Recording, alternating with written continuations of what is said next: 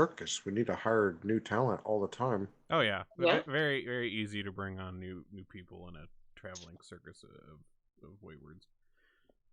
So Industry with a high turnover rate.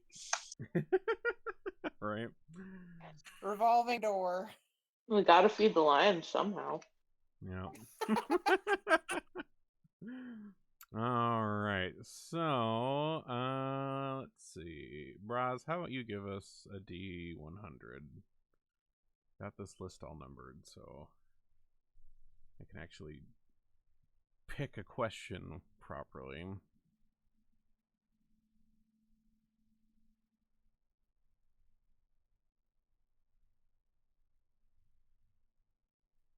Okay, well, I saw it go. Why is it not popping up? I see it. There Wow. we go. Nat 1 on a D100. Damn. Criticissimo. Hopefully we're getting that out of the system now. Right? I don't need any more ones on anything. Jeez. Hurry, change the color of your dice. It's funny you say that because I actually am, because I like to have purple dice, not black.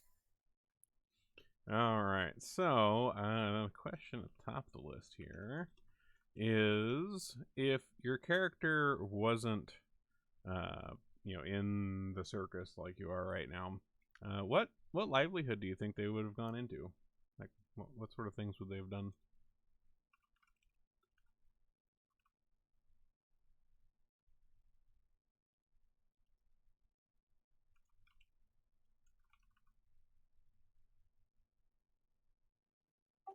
It's a tough one. Yeah. I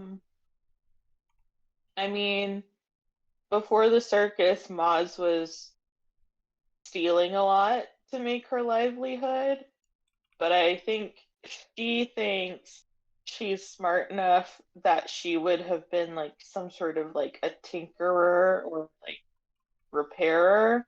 Whether or not she is up for debate. But she thinks that fixing things sounds real fun. Okay.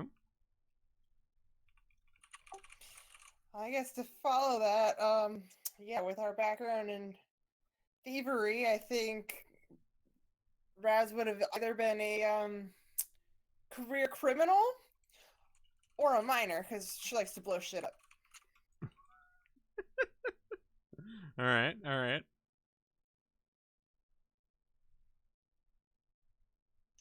Grotus would probably be, generalized addict. Generalized addict. It's, not a neat addict, not an employment and education or training addict. Or if he'd gone down a better path, perhaps a steeplejack. Okay. If you've ever heard of Fred Dibna and his ilk, they're real life people.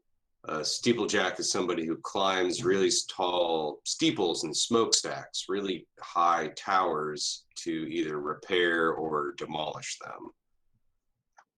That'd be like it's a very specific is that what, like people who like go up those like windmills and stuff would be considered?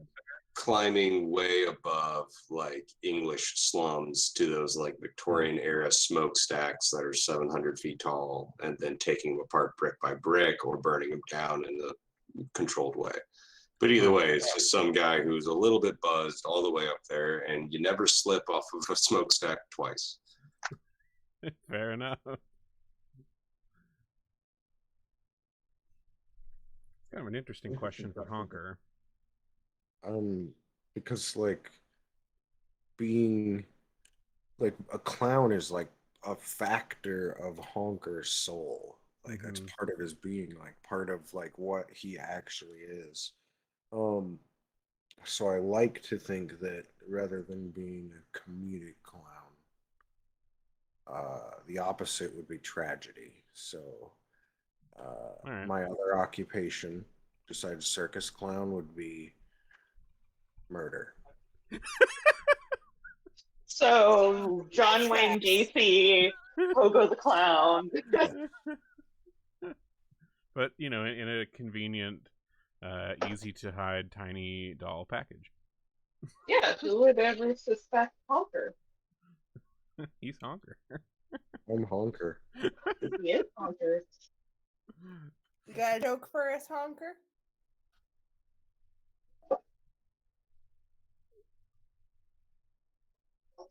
On the spot.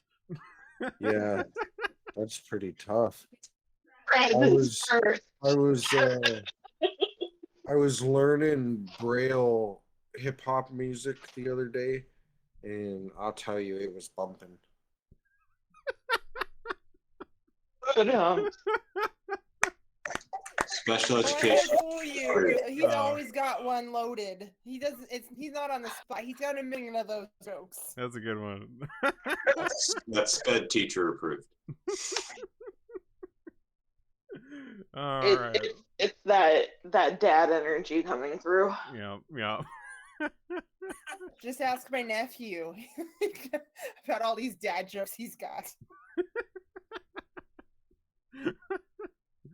Oh, that's great. All right. Well, who wants to give us a little synopsis of what we got up to last time? So I'm thinking about how to do the synopses, and until I come up with a better thing, which might be like Carnival Barker, I'm just going to do it as Brodus. All right. So we done fucked off of that one place that didn't pay us enough, the Celestial Menagerie or whatever. And we run up with a new crew, smiled, found a new piece of shit town, found some mooks, found some marks, packed seats, put asses in there, made it nice and warm. And wouldn't you know it, somebody done fucked the duck before we even got to pluck it. Go talk to the Featherfall folks, and they got their knives all shivvied up. Their nets are fucked. They can't, their catches are bad. And I told them just to nut it up and sew it. We go around the other places, and did I mention our boss died. Work dad's dead. Murder diddly fucking murdered. Contorted, twisted, bloated, probably poisoned or stabbed or cursed, or all threes. Fuck, who knows? We haven't got the time to like split them up and figure out what the fucking deal is. We got mooks to fucking mash.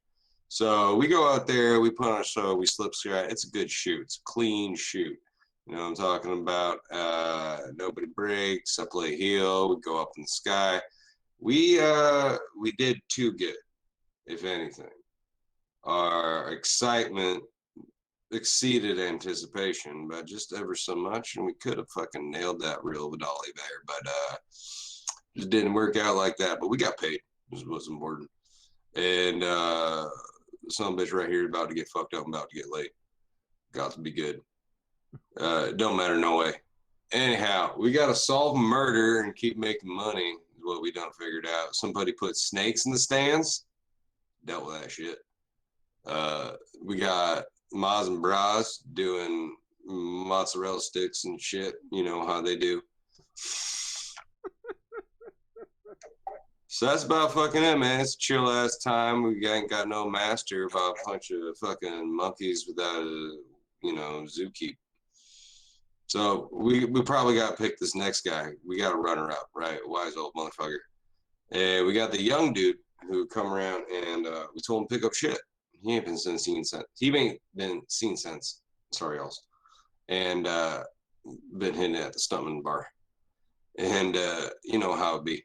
So yeah, I'd say it's all coming up roses except for the dead folks. All right. Please always do the recap. It's amazing. No, I'm working on another one that's gonna be the Carnival Barker. It's like, step right up, see the amazing motherfuckers. Mix the two. That's our troop name now, the Amazing Motherfuckers.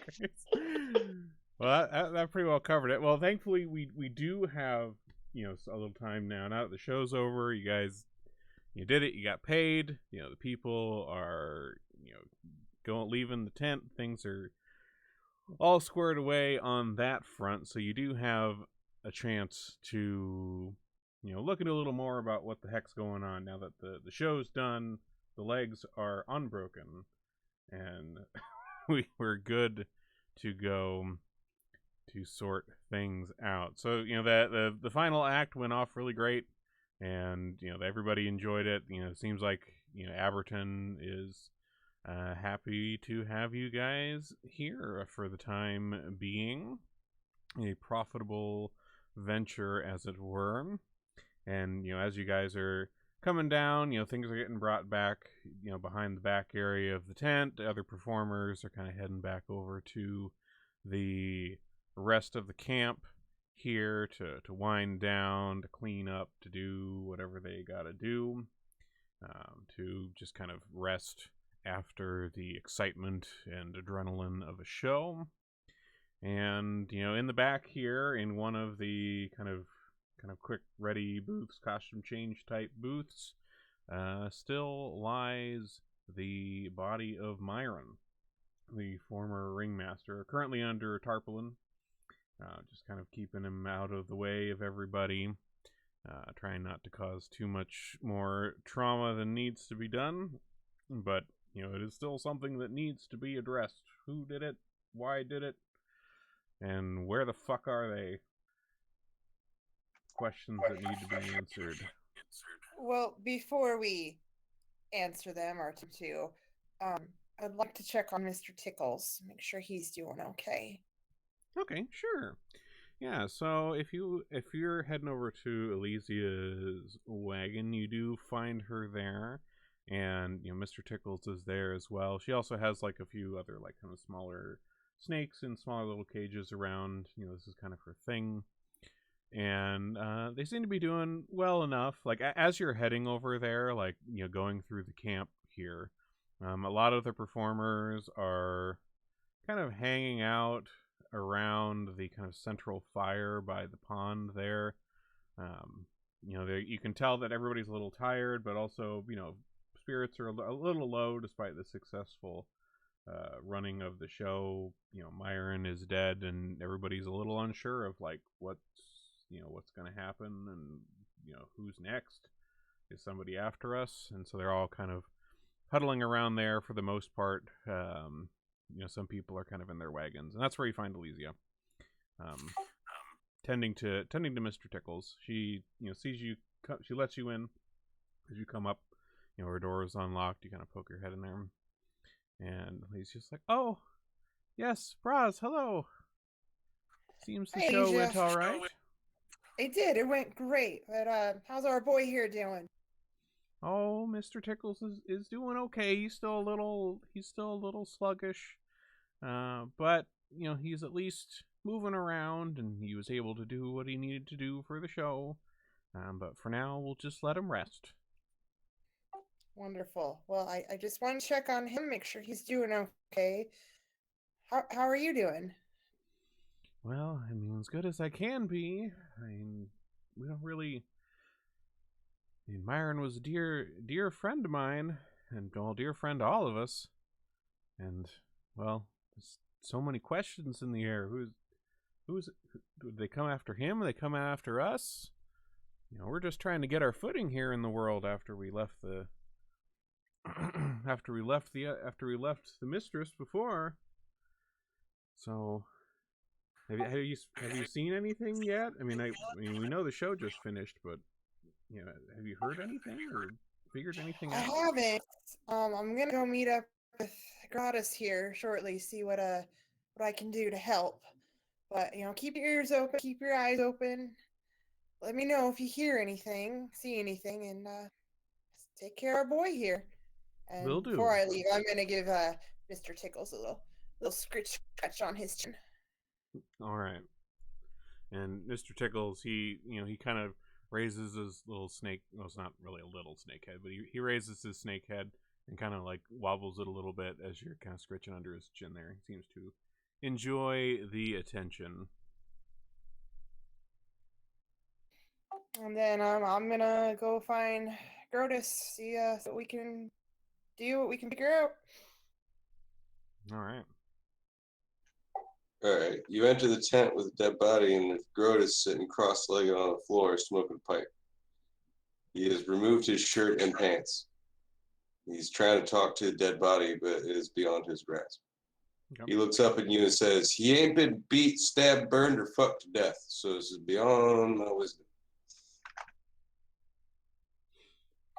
I'm gonna assume this is pretty normal type behavior for Grotus, so I'm probably not even surprised. Yeah, I'd assume so.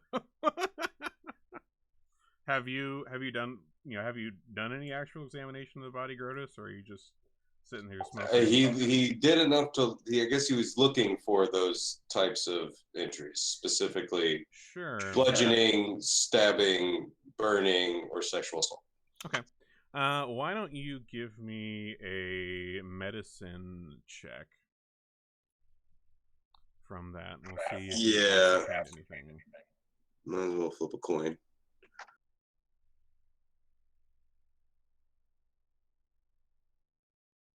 All right. He knows that he's untrained, and therefore not likely, unless it's some kind of bruising or bludgeoning that he would recognize. Then it's beyond his grasp. Okay. Roz doesn't really know much about medicine either, but she'd like to take a closer look, see what she can see. Sure, that's fine.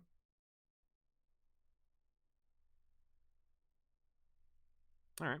So the two of you, you're kind of looking over the body here, and Grotus, as you were examining him, looking for bludgeonings and whatnot, you'd taken off his coat that he had on, trying to get a look at his torso for any injuries or anything. Didn't see anything of note. I mean, again, he's kind of just generally swollen, but you weren't able to get his pants or roll up his pants at all. His legs in particular are very swollen in his pants. You can't seem to get them off to get a good look at it, or even roll them up at all. They're just stuck with how swollen his legs are. He's gonna look for, I guess, holes in the pants, assuming that venomous snake bite, perhaps, because we know that venomous snakes are venomous. Okay. So if there's any fang marks or two parallel holes. Yeah, sure. Investigate away. I think it is investigation in this one. It'd just be perception. There's no investigation. Oh, that's right. That's right. Yeah, it's just perception in this one. It's all perception. Yep. That's right. Oof. Well, Here, let me take a look. Attracted by the guy's massive balls. He can't find anything. Smoke from the pipes getting in your eyes a bit. It's a little hard to look for tiny holes. Okay, I'm gonna be that guy. I would like to roll clown lore because I work with being a clown.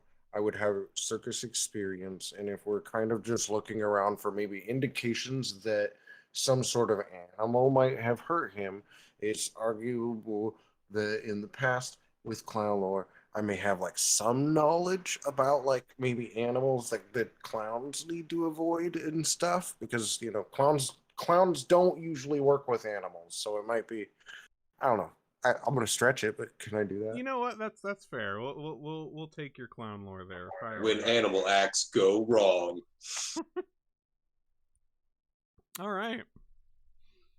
So Honker, you get in there. You're kind of checking around on the pants here, and you do see a number of what appear to be some sort of snake bite holes, and notably, there's a lot of them, way more than you would expect. Because typically if you're getting bit by a snake, they bite you, and then there you go.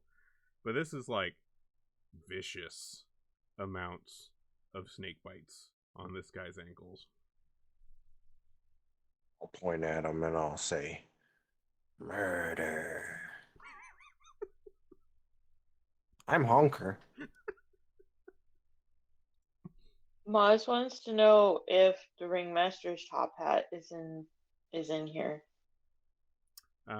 Yes, it is in here over on the kind of vanity. Don't touch it! It's full of fucking snakes! She's gonna take the hat and put it on her head for safekeeping. Well, thankfully the hat is not full of snakes. It is just a regular hat. If it was full of snakes, we'd be rolling some different things. You're good. I'm also like a little bit disappointed it wasn't full of snakes. That would have been hella cool. So she's also going to check out the body because she's curious. sure.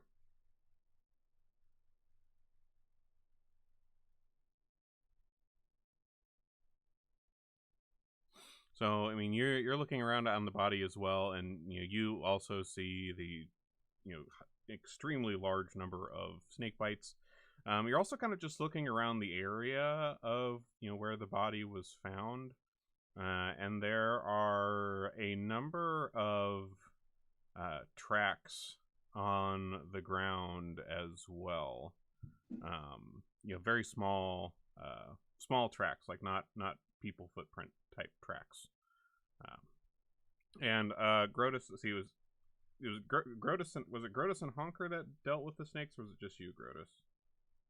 It was both. No, No, I Hunter charmed was them there out. and drove them away with ghost sound. That's right. That's right. Would the both of you roll me a nature check since you had dealt with those the other day?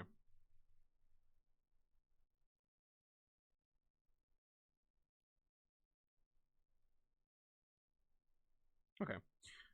So Grotus, I mean, you have like a general knowledge about the snakes you guys encountered. They were vipers, and you know that they are. I mean, if you go after them, they might bite you, but generally, they just want to fuck off and go do their own thing and not avoid people. And so this is incredibly uncharacteristic behavior. If it was these couple of vipers that you guys saw nearby under the stands, I mean, they were venomous type vipers, but they would have had to have been coerced or controlled or something of that sort, because you have never seen them behave in such a way, and especially so viciously. Biting repeatedly over and over on some guy or anything. Okay, so the murder weapon's probably snakes. Classic case where I'm from. And it seems like these wouldn't have been an accident. This wouldn't have been what the snakes would just normally fucking do. This guy didn't just step in some snakes. Somebody set this shit up. Same way we already know. Somebody didn't just, snakes don't just show up underneath a bunch of bleachers, and nets don't just come all cut up. Mr. Tickles is fucking treated like a prince. He don't get sick every other week. So somebody, and I think we all know who that bitch is, after us. So what? They just like threw a bunch of snakes at him? What could? It's the perfect crowd. How did the snakes bite him? Oh, hard and around the ass, it seems. I mean, if I was a snake and I got thrown at someone, I would probably bite them too. Maybe some kind of like pissing off snake spell, pissing off snake juice, alchemist. You ever heard of that? Well, is it just a coincidence that Mr. Tickles came down with goblin pox? Now, let's be frank, Mr. Tickles ain't venomous. Mr. Tickles is a constrictor. So I'm not saying that he did it. I'm just saying, like, who else do we know that is so into snakes? I mean, obviously, Elysia wouldn't do anything, to hurt Mr. Tickles, but, like, why have snakes kill the ringmaster, but then also sicken one of our snakes? I mean, these ain't our snakes. This ain't, somebody showed up, put snakes underneath the bleachers, somehow got snakes to bite the shit out of Hiram, and also sliced some nets and did some other dashes and gave goblin pox to Tickles. Tickles is blameless. At least he's blameless in this case. I mean, I know the mistress was awful, but do you really think she'd stoop that low? Oh, fuck yeah. I heard a story once about someone that played a flute and controlled snakes with it, Do you think that's what she did? Fuck yeah, she did. She fucking flute snake that dude. Tell you what. It's a classic flute snaking. You nailed it. You can use flutes to control snakes? That's what Not I've everybody, heard. Hunter. Oh my god. And ever since she said it, I heard it too. This is incredible. I didn't know this. Thank you. You're welcome. Just imagine what animals you could control with like a harp or bongos. Maz, no, don't tell him that.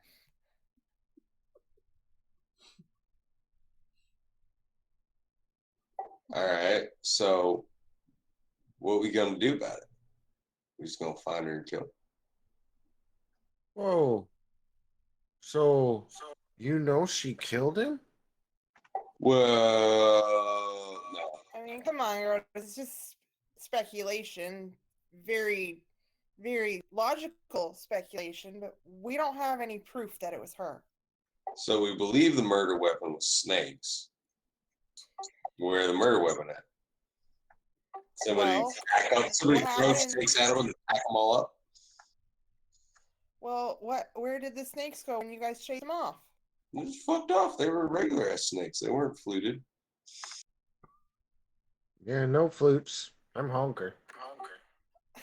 Honker just made some sick ass bird noises. Ah! And they ran.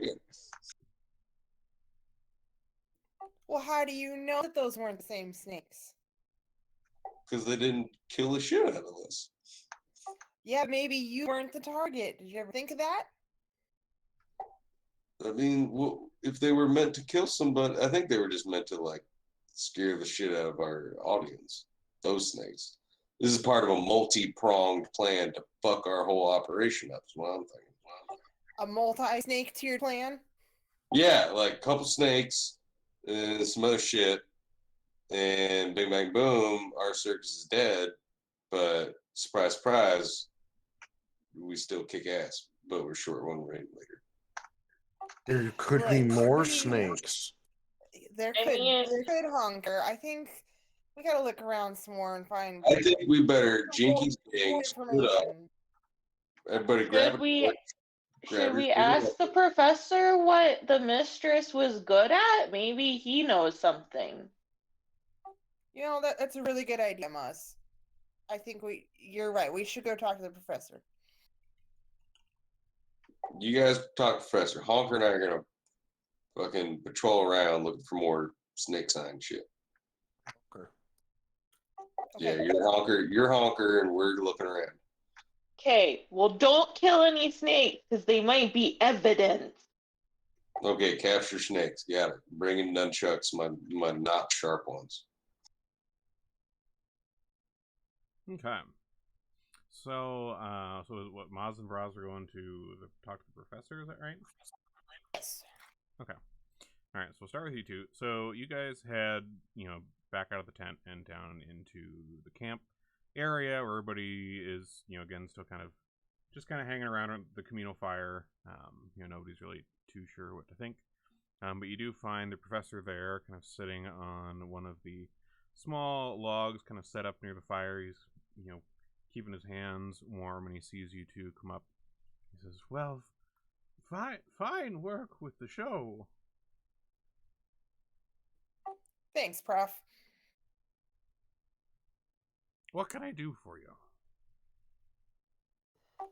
Well, we out of character. Does he know about the ringmaster?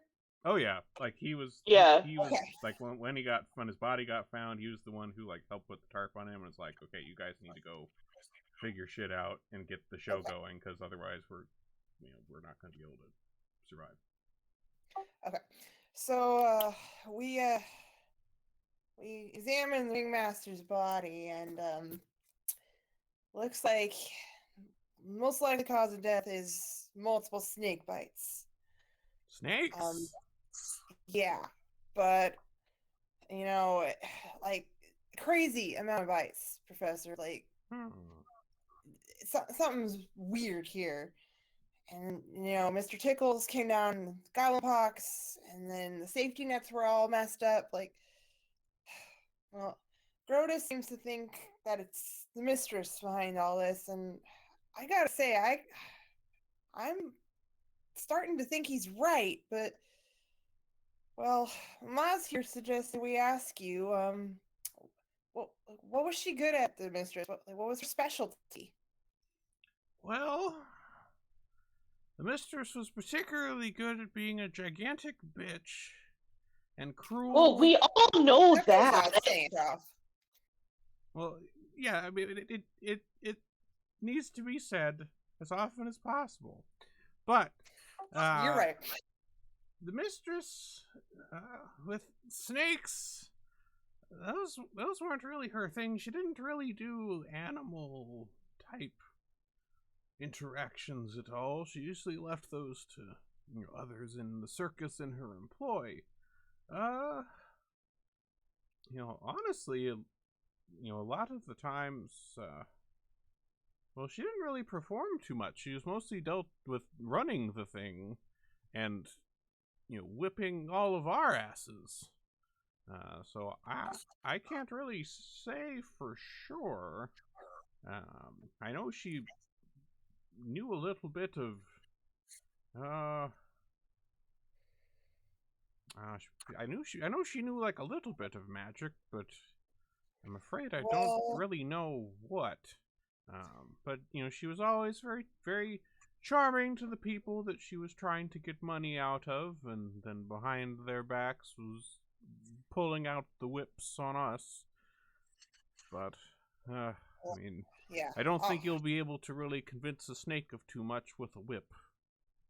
Well, other than Alicia, is there anybody she might have known that was a snake wrangler, or smuggled animals or something? Any shady types? I mean, obviously she probably knew some shady types, being a giant bitch, but... Well, I mean, Mistress Dusklight, well, she knew all sorts of people. She had many connections. I mean, she ran one of the largest circus shows that there was, but I can't really say for sure who all she might knew, but I'm sure some of them were unsavory.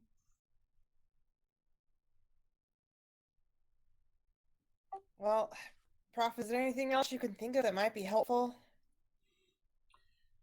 Well, I mean, if you say it was snakes that were after him, I mean, if it is Mistress Dusklight or someone with her, I mean, they might be after others of us.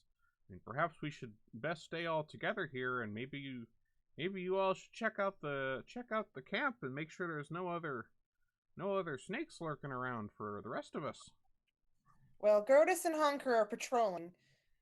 I don't know about snakes, but I mean, Mr. Tickles got goblin pox, and Grotus said that the Featherfall guys had their nets cut.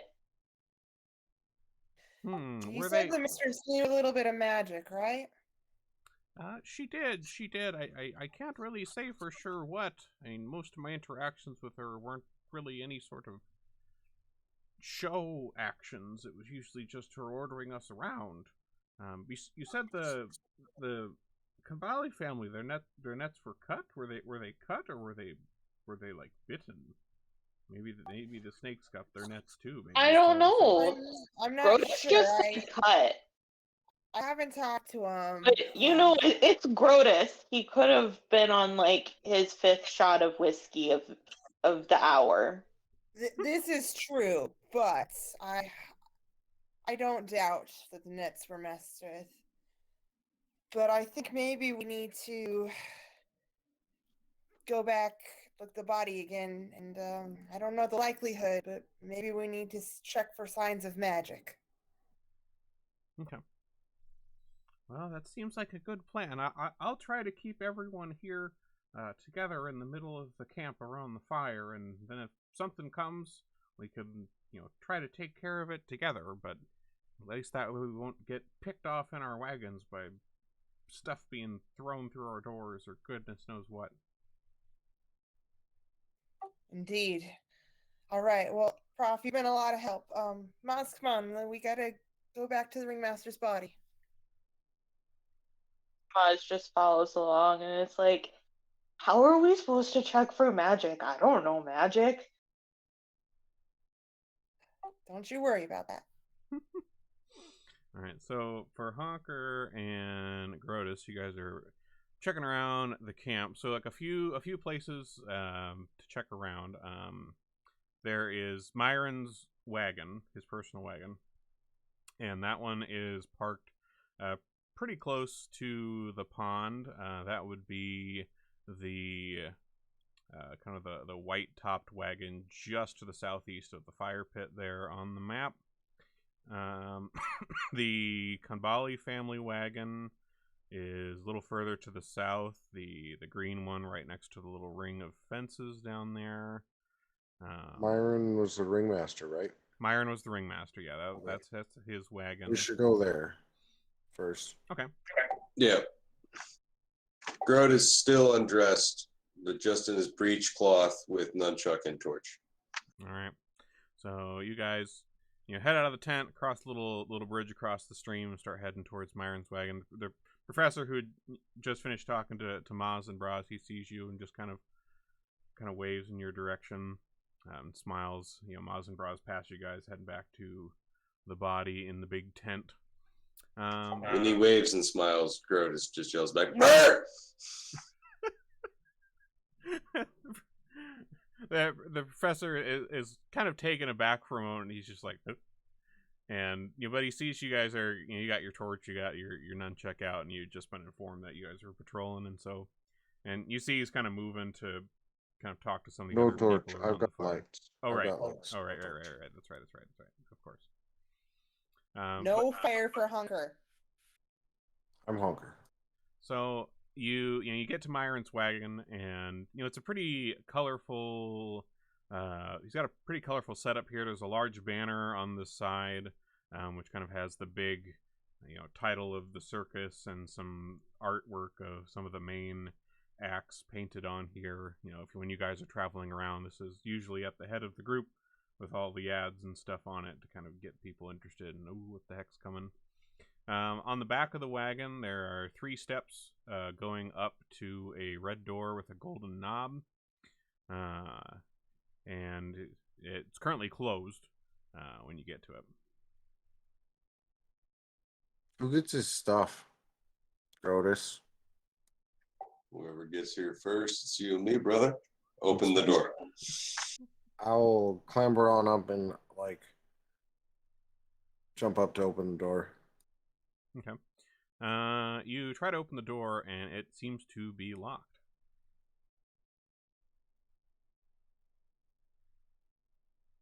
You know any fuckery for that kind of shit, or I should start kicking?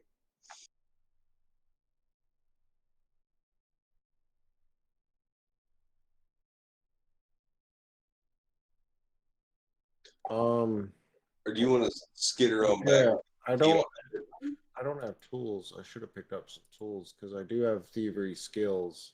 I just never grabbed. Okay. I would say, if you have thievery skills, I would say you probably would have those tools if you want to slap them in your inventory. That's fine. Yeah, I'm trained in clown thievery. I'm also trained in thievery, but for drugs. Very specific. All right, so He has a very particular set of skills. All right, so you bust out the tools on Myron's door here, and you are able to get it open. And as you push open the door, and you can see inside, Myron has kind of a lantern in here that's still on, and you also notice that there seem to be several plants that are just kind of strewn across the floor here, and they're. See, I forget. Honker's how big is Honker? He's what, 2 feet tall, 3 feet tall? I'm tiny. So I'm tiny. So that would, or I'm small, I guess. I was thinking I was tiny. Okay, it's 2, 3 so feet tall or something.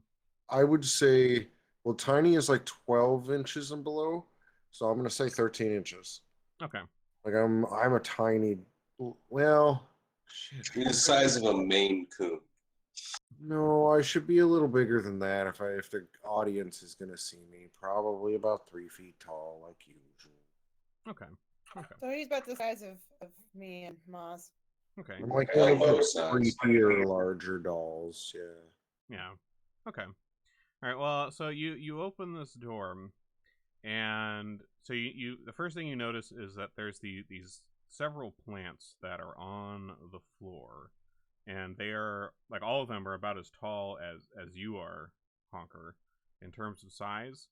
And the second thing you notice, and Honker, you don't really notice this, but Grotus, you notice it, is that the air inside the wagon is like thick with some sort of like pollen or gas or something, and it starts spilling out of the front door as this opens.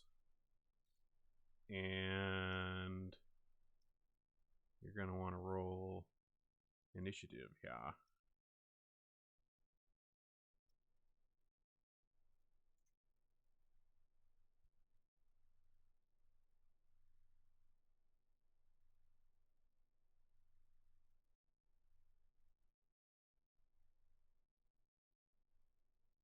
All right, let me get this. Gotta have us on the combat tracker. Oh, right. Oh, wait, why aren't you guys on the combat tracker? Let me get everybody. We haven't fought anything yet. I hadn't put those in there. Let me get that in place. 1 second.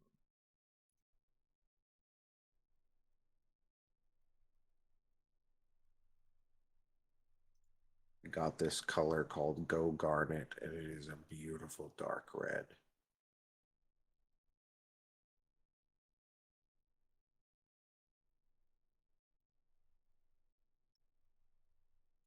Okay. Let me get a prop. I know this is completely unrelated, but I just saw a video for apple and cranberry grilled cheese, and it looks good. That sounds does amazing. sound No, really not a good. grilled cheese. I will An fight apple you. and cranberry melt. Oh my god. I'll fight you on this. That sounds fucking delicious, though. I consider it a melt if it has meat in it. If there's just like some fruit or jam or vegetables in it, I'm fine calling it a grilled cheese. That's actually a really well articulated boundary for that. Okay. So, here we go.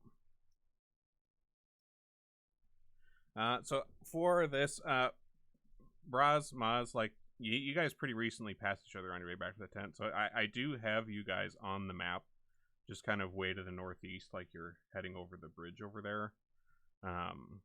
So if you guys do want to try to call them to help with this, you certainly can. But yeah, there's this plant inside this that's it's about 2 feet tall, and it has like a number of vines and like pods that are like hanging down from where it's like grown up on the wall that are all emitting this kind of golden colored pollen gas, something or other. I'm not entirely sure. Let me put the initiatives in here.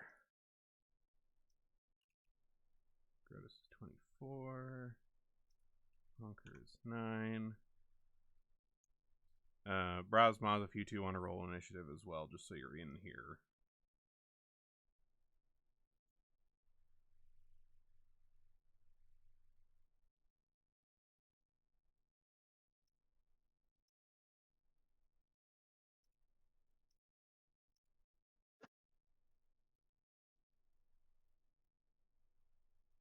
Okay. So, all right. So, top of the order, we start out with this dream pollen pod here in this wagon. So, as you open the door, it lets out this spray of pollen out from its pods in your guys' direction here. Oops. Wrong.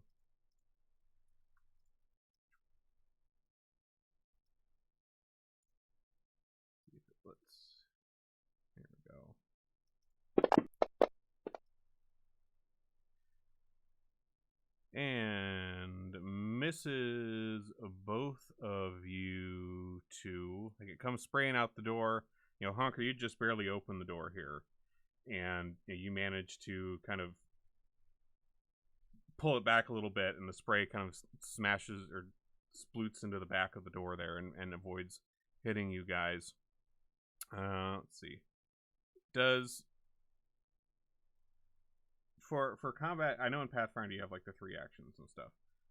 Does when you're rolling on like attacks on enemies in this and like do like a second attack and whatever, does it know that and do the proper minuses or yeah, on the sheet, like if you pull up any of our sheets, you could look at it, for example, on the actions tab on any of your weapons, and this will go for anybody on any of your weapons where you roll the attack, like your initial bonus will be like +4. Well, it has a dice roll for that, and then to the right is your second attack, and that's -4 from your initial bonus. So for me, that's a 0. And then it has to the right of that a roll that I can click that's a -4, as per the proper bonus for those attacks. Okay. For monster attacks, for you, when you do those, because they have the same amount of actions, in the combat tracker at the top of it, it has a MA2, MA3 button you can click, which will modify your rolls for you. I see them. Okay. All right. Like I guess in this case, I don't have to worry about that because this thing's only attack is you open the door and it springs its trap. Yeah, so but do take that into account because it is balanced. This particular thing doesn't have additional attacks. It's just it got triggered because you opened the door. So that's then. So Grotus. This kind of vague pollen fog is kind of drifting around the cracks of the door here that Honker's got. You just heard this like as it sprayed something at the back of the door, but didn't really come through too much more. Something's inside Myron's wagon. Okay. Can I roll like a nature to know what it is or something? Yeah, sure. Feel free. Oh, when this happens, by the way, I say, "Oopsie daisy."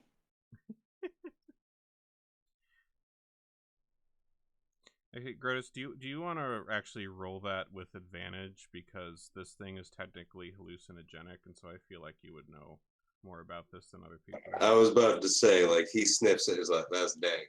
That is that is Purple Valley Dream pollen. Another fun thing about Pathfinder, which is I need to get better about this. And it's rules as written, but it's kind of it depends upon the DM, of course. Is most rolls like that, and like our perception checks and our investigation checks and stuff, are actually supposed to be in the tower. Like it calls that out. Like most of our rolls are actually supposed to be secret and known to you. Oh, interesting. Yeah. Well, I don't remember how to do that, but I don't really care if you guys see each other's rolls. Okay. But where is that though? Where'd it go? I thought it was at the bottom. You got the DM sets it up in the options. Oh, is that what it is? Okay. Yep. Yeah, I don't mind. I mean, if we were all at a table, we'd be seeing each other's dice anyway, so whatever. Yes, you recognize these to be dream pollen pods. They have a hallucinogenic pollen, which when under the effects of it, kind of gives you some confusion and messes up your perception and lasts for at least a few hours. Okay. Crotus is going to say to Honker, buddy, here's what we need to do. Go get the biggest canvas baggie you can carry. We're going to pack up some real fun shit. But for now, just don't smell it. It's too good to smell for now. We're going to have some fun, bro. But get a bag. We're going to start picking up pods and we'll cover our mouths, okay? Yeah, I'm not even sure if this would really even affect Honker. I was just going to ask, I don't totally understand Honker's, physiology. Like ancestry. So, like, does he have like a traditional like Respiratory system that could be. system and all that? Like, Kind what's of his a anatomy construct like? almost, I guess. No, I'm constructed. Yeah, you're Yeah. a construct in a way. I'm so- wooden. I'm honker. So yeah, I think that would be kind of like I- kind of it like doesn't- Warforged would be in way Fire. that- I mean, So- maybe dream pollen is partially like The way psychogenic. it works, there's I do actually get bonuses, but it's I get a +1 bonus to to saving throws against death effects, disease, poison, as well as things that make me drained, paralyzed, or sickened. Okay. Yeah, that's what the constructed part does. So I just get a small bonus on like if this was to poison me or whatever. Okay. Yeah, I mean, I'd say it would at least, like you said, at least have some sort of minimal effect on you compared. Yeah, that makes sense to get a small bonus because I probably have to do something, because it doesn't. I have to eat, do I? So. Yeah, I mean, you got to go in there. You got to get, get these pods and stuff them in a convenient sack for Grotus for later. Yeah. But yeah, So- I would say you probably wouldn't be as affected by this stuff as anybody with a respiratory system would be. Yeah, so for Grotus's turn, he's just gonna like cover his mouth, hold up the torch, and coach Honker to start harvesting drugs. Just a normal day at the circus. Yeah. Great day at the circus.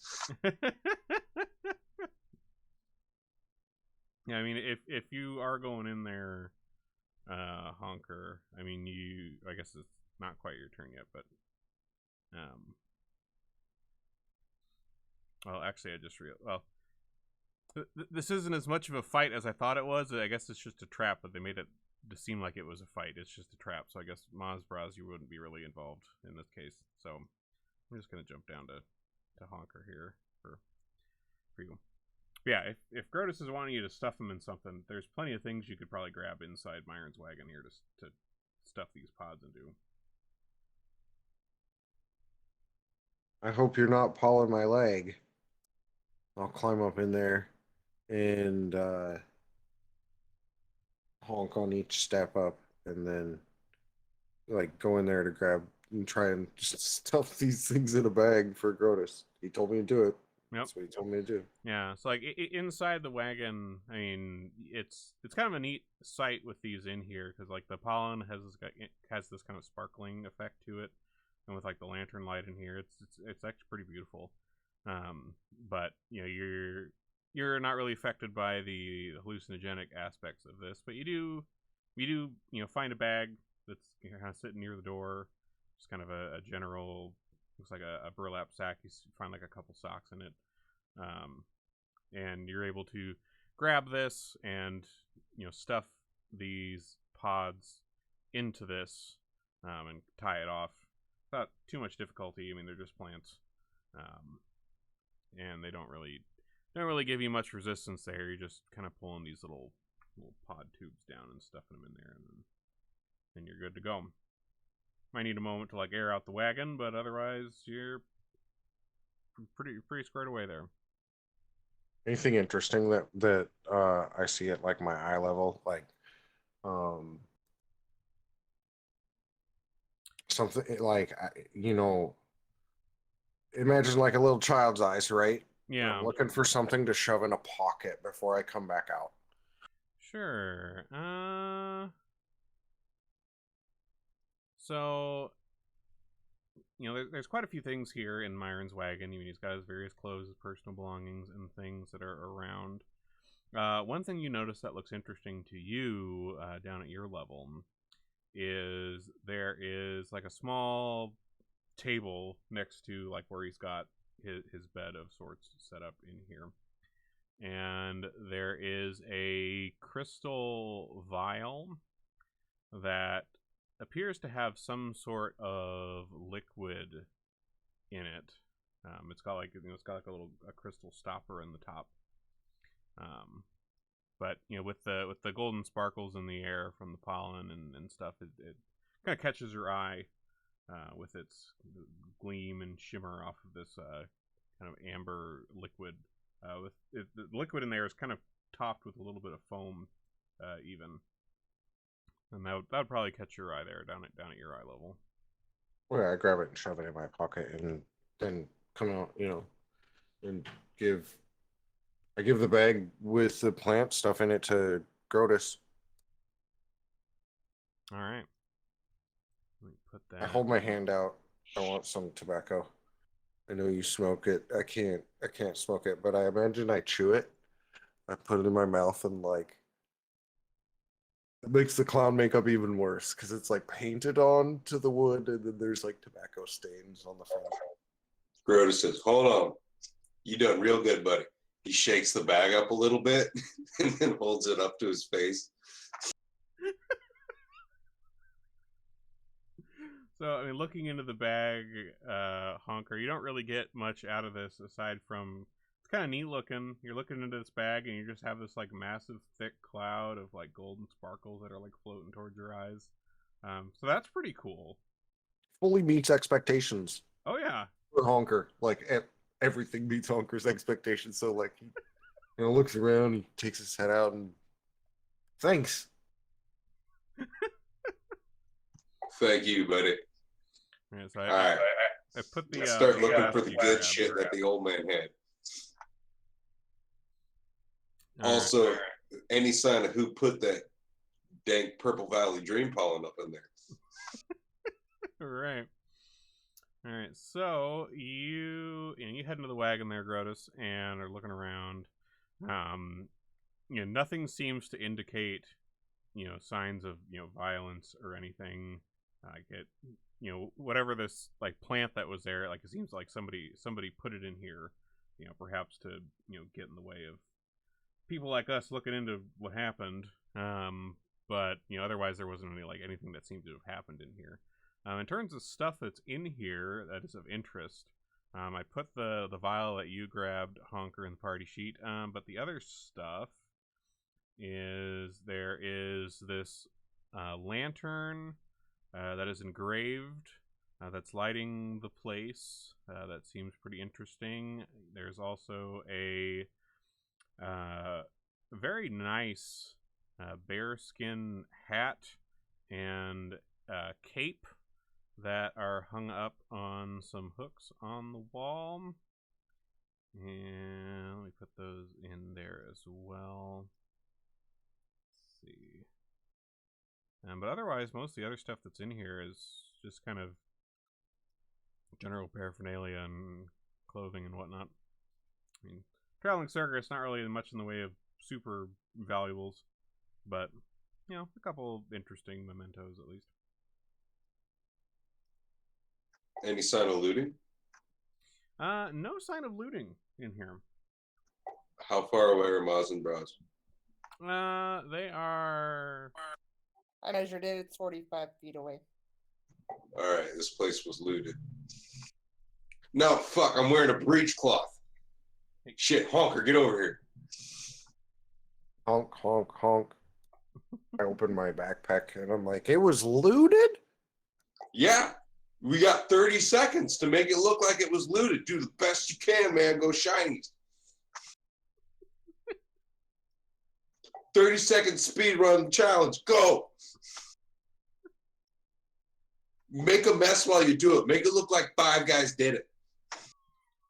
I put the hat on my head though, and then just run in there with my arms open and go the destruction that only a 3-foot tall wooden honker can do is, and then I fall out of it as quick as possible. I act like I'm falling out of the back.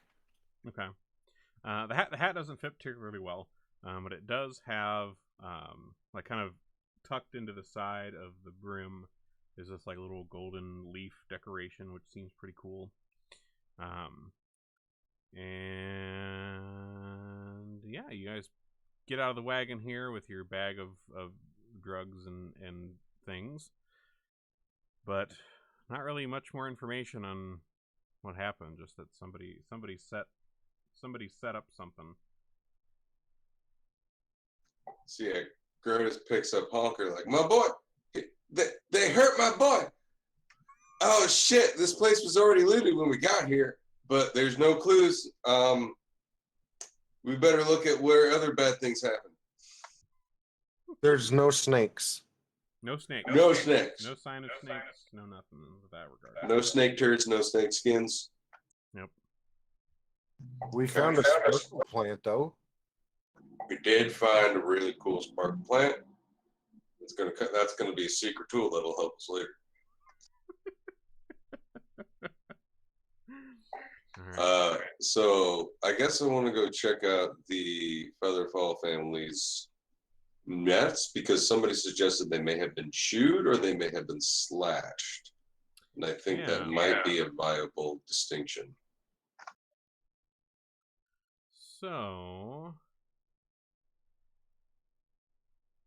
So you guys head over that way. So Maz and Braz, like you two, were heading back to the body and make it back over there. Was there anything in particular you're wanting to do there? Was there something else that you two were wanting to look into?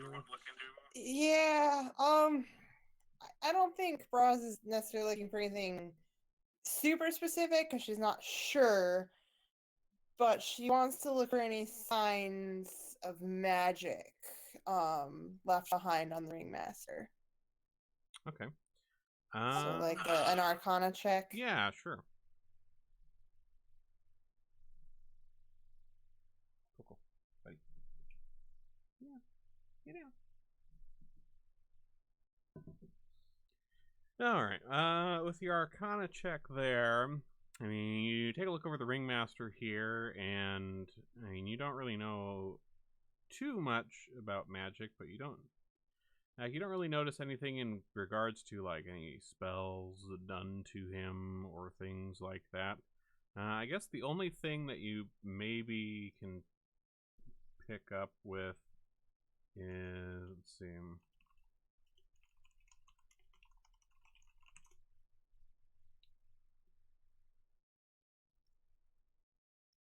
Like, you do sense like a faint bit of, that there is maybe some kind of enchantment involved, perhaps with the snakes. But you don't really know much other than that. Okay, well, I don't have any other leads or ideas, so I guess we will return to Grotus and Honker, unless Maz has something. Maz already looked at the body, and she got a top hat, and that's good. You're done for the day, huh? Dude, I got this really cool top hat. I love it. You look great, Maz. You look fucking fantastic. Thank So you. Maz and Honker are gonna have to have like a walk off with their different hat, the bearskin hat, and then the other top hat.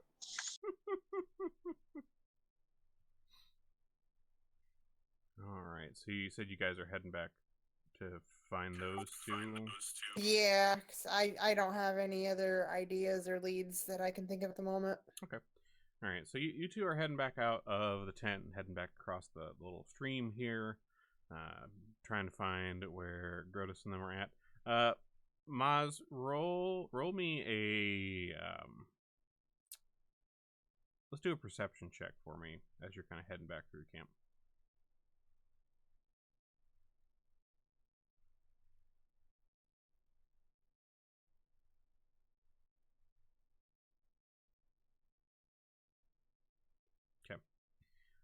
So as you're kind of looking around and heading back through the camp, you notice more of, like, you notice that around the body of Myron, there was like some tracks that you would notice that were, not footsteps.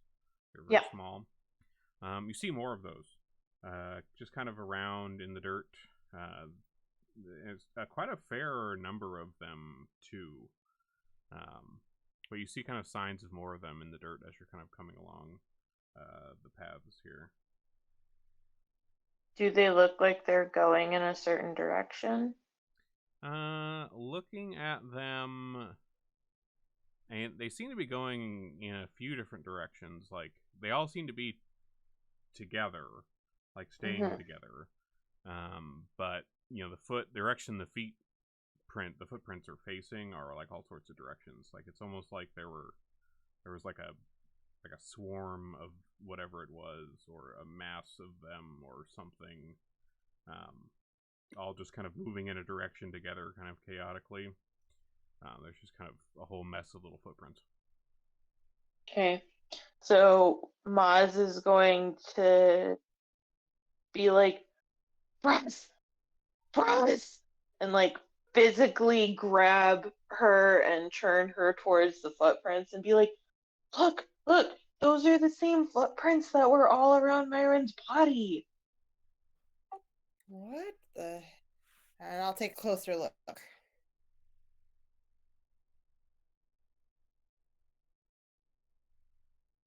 Oh, goddamn. There's footprints. You see them. You agree that there are footprints there. Well, Maz, I don't really know what to make of these, so we'll show Grotus, okay? Let's go find him. Yeah. I mean, there's enough of them that there's somewhat of a path to them. Like they're going towards the tent, but they're also kind of going to the southwest ish. So you could follow them. Maz is gonna be like, well, you can go get him. I'm gonna follow them. Maz, no, that's not a good idea. We need to stick together. We're small. We need to have some backup in case it leads to something bad. You worry too much. That's why we're still alive. Rude. I love you, Maz. So, in that case, Maz is gonna just yell Grotus's name as loud as she possibly can. I guess that's one way. Grotus hears like a cry for help in his name. He just yells back, "What?" They're about to have a screaming conversation, aren't they? Grotus, what? Get over here! Shit! So he starts coming that way, and nunchucks are swinging. Okay. All right. So you guys kind of meet up with each other. Get up, brother! So you guys kind of all meet up together, and you're like a little bit north of the kind of the yellow wagon by that ring there in the southeast part of the camp. But yeah, like these tracks, they seem to head. They get a little lost in the grass sometimes, but there's enough of them that you're able to kind of piece that they're heading to the southwest towards these like woods. There's this little copse of trees to the southwest of you guys, a little further down the creek. They seem to head off in that direction. Grotus is gonna put on his pants and shoes, and then we're gonna head out. All right. Do we need to wear pants? Just Grotus. You don't, just me, bro. Okay. It's entirely personal choice, Honker. We'll come up with a reason for you to wear pants. We can have that worked out.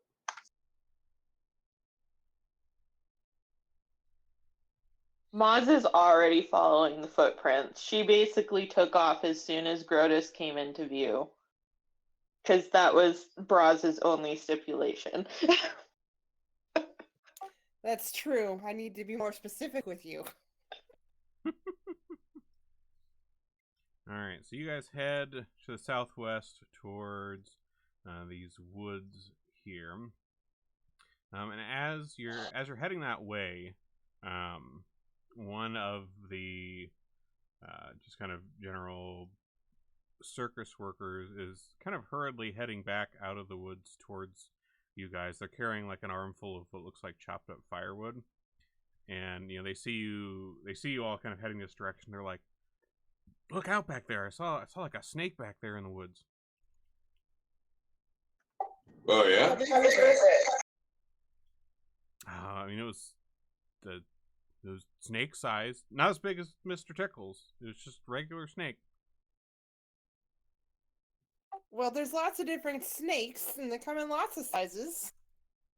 Was What's it regular your snake snake? size to you? Are you controlling it with a flute? Explain yourself now!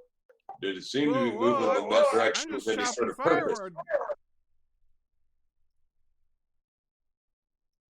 Did it seem to be a snake with any sort of intent? I mean, it was kind of coming. I was chopping wood in there in the woods, and this little snake kind of came out towards me. So maybe, I don't know, it was hungry, something. See anything else around here?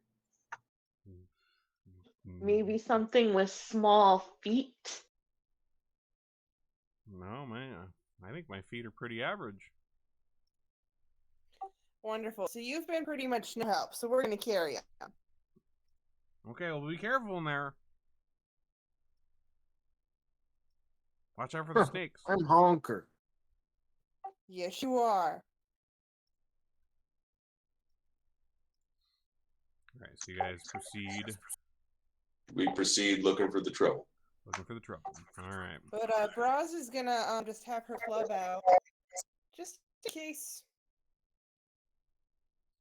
Okay. Braz, do you think the snake has tiny feet? Maz, snakes don't have feet, you silly goose. But how do you know? I've seen a lot of snakes in my days, and none of them had feet. I mean, aren't lizards just snakes with feet? Bite your tongue. All right, so you guys step into the woods here. Pretty, typical small copse of trees here. There's a little bit of underbrush around. You see a stump nearby, which looks like where wood was getting chopped. You can see like some splinters and things nearby from where that was going on. You go to check it out, and you do see a small viper coming out of a bush in your guys' direction as you all are heading up towards this little wood chopping spot. Grotus, is that the same kind of snake that was under the stands? Fuck if I know. It Well, is, does it yes. look the same? It is, yes. You would recognize a similar type of viper. Yeah, it is. Honker, you think you can honk at it again, see where it runs to? Yeah, that would have been Honker's immediate reaction. That's what you do when a snake appears. You make bird noises.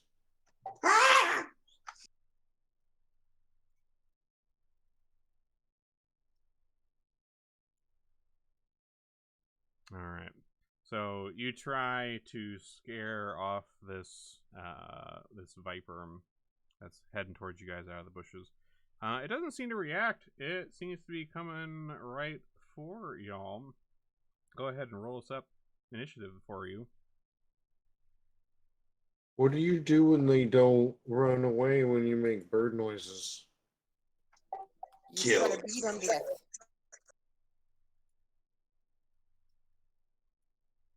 If it doesn't run away, then you heard it. It's honking time. God. Time for the honkin' bonk. Oh, that's good. Oh, I'm stealing that from you. Yeah, that's a good one. All right. Oh, this grid is all fucky. Hold on, let me see if I can fix this size grid. Zoom in here.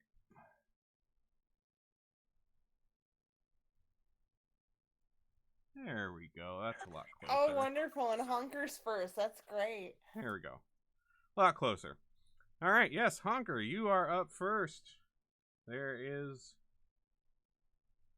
a viper serpentining its way towards you guys out of this bush. I'm Honker. I will use. I'll use chill touch on it. Okay. Does that have touch range? You have to like get up and touch it, or does I have a reach feat with my magic Oh, because I am a coward at heart. nice. Just kidding. I just enjoy clowning around. Here. Are you damned a clown? Oh man. Let me see. Living creature. I gotta read this. Sorry, I've never used it. That's fine. Regular. This is the first like proper fight we've gotten into, so. So it's a basic save, which is something to take into account. Because they don't like ever read this does half damage. A basic save is your standard, it does half damage or not, which is kind of interesting because that happens on cantrips, which isn't a thing that 5e did. You didn't really get half damage usually for most of your cantrips. Yeah, those were usually like either it did it or it didn't. Yep. So my touch, it looks like I roll a fortitude. They do a fortitude save here, so let me drop this. Okay. I guess that doesn't really matter for much because you guys probably aren't going to be doing a ton of saves. All right. Well, it fails the save on that one. All right. All right. So your chill touch here reaches out. Does that do any like effects to it, or is it just like cold damage? Fortitude. Oh, it is. Yes. Sorry. Did they fail or critical fail? They failed. They just failed. Mm-hmm. Okay. Then it just does the damage to them. And then for my other action,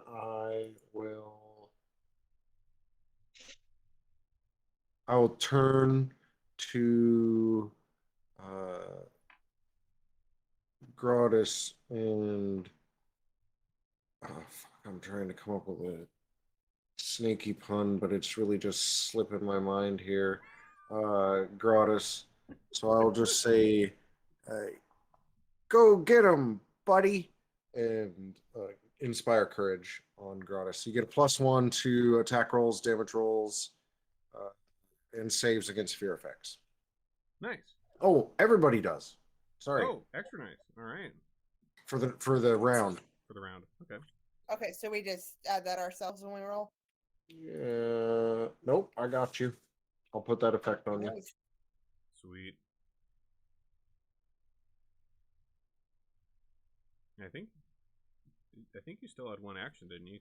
Nope, that's my turn. So the other thing, sorry, I know we're in the first thing of combat. I'll try not to lecture all the time. No, that's the other fine. thing is like spells and abilities and action, blah blah blah. The different things you do. You have 3 actions on your turn, and so yeah, you can attack 3 times, but like my chill touch took 2 actions. Oh, okay, it's one of those. Okay. Yeah, if I had magic missile, I could do magic missiles neat in that 1 missile per action, right? Boom, boom, boom. 3 actions, So my inspire courage was an action, and my chill touch was 2 actions. So that's my turn. Okay. Because that like if it's more than like it has like, for instance, like on my alchemist stuff, it's got like the 2 little diamonds next to it, so that 2. Yep, you got it. Yep, you're right on target there. If it's got the 2 diamonds, then it's 2 actions. Or like one of mine is a reaction, so what it has is a little arrow that's circling back. Okay. Yeah, so Maz, yeah, you haven't done any Pathfinder before. So the way they do their combat is a little bit different than 5e. So if you remember in 5e, it was like you had like an attack, you had like a movement, you had like a bonus action, and those were like 3 separate things. In Pathfinder, you just have like 3 actions, and those can be whatever the fuck you want. So if you wanted to use all 3 actions to just run around the field a whole bunch, you could. If you wanted to attack 3 times, you could. If like if you wanted to cast some spells, and depending on how many action points the spell takes, you can do that. Like it's pretty open in that regard. You just have 3 slots to do 3 somethings, whatever you want. Okay. I'm just reading my a bladed hoop thing, so I know how it works.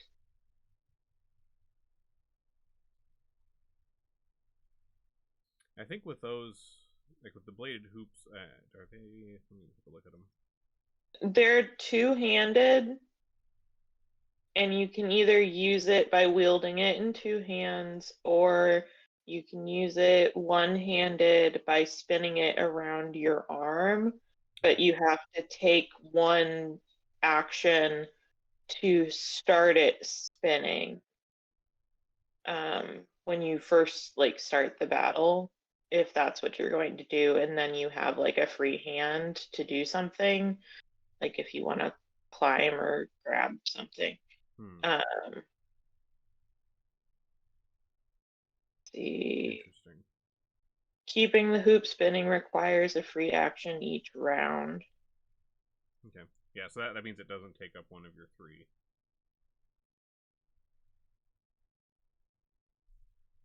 And then I can keep a hoop spinning as an exploration activity, but doing so for more than 10 minutes makes me fatigued. Okay. So it's so with the so I'm not sure how you would mark this. So like it mentions in here that you like if you're wielding it with both hands, it says that it does two-handed damage. Is that like a set dice amount? Do you know quick that like I don't know if what that changes about it. Let me see if I can find anything. What's this thing called? Bladed hoop. I'll look it up too. Let's see, Pathfinder. Oh, okay. So when you wield two-handed, you add 1.5 times your strength bonus, it looks like. It might auto-calculate it. I don't know. You'd have to look on the damage. Does it have maybe 2 damage things? I'm not seeing Yeah. on there. Yeah, it's saying damage is 1d6 plus 2 slashing. Yeah, and that's just the base damage. But it doesn't have like a second line for like two-handed. We might want to like make one just for ease of use, because it would be so 1.5 times your. Yeah, what you'd do to do that is add like a second bladed hoop, and then don't count it as like carried, and then it'd give you a second one to modify and attack first. Then you have a one-handed and a two-handed. Yeah, let's see. Because if we added the strength bonus, that would be adding. What was your strength? Well, okay, there it is. Strength plus 2. Strength bonus is 2. Okay. Alright, so you'd be adding 3 since it's 1.5 times your strength bonus. So you'd have to have a bladed hoop that's your normal one with plus 2, and then you'd have another one that's like plus 5 on the damage dice roll for your double. Which here, I can just throw that in here real quick just so we have that. Bladed hoop.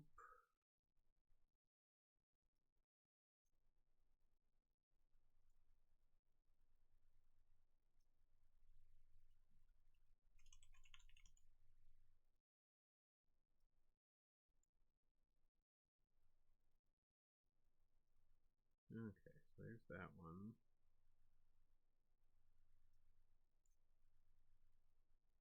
Why isn't it letting me make a copy? There it is. Okay, two-handed.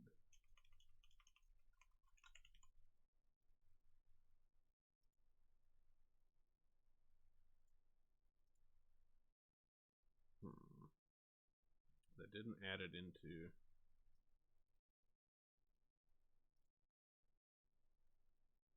Huh, that didn't add it into the actions list, though.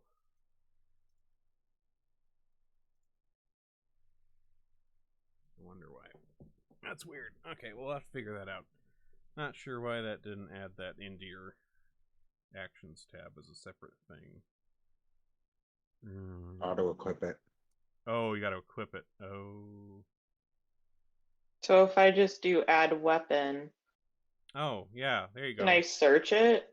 Well, Or you should be able to just create just one? copy what is in the other one, and then just, so if we put that, yeah, and then for the details,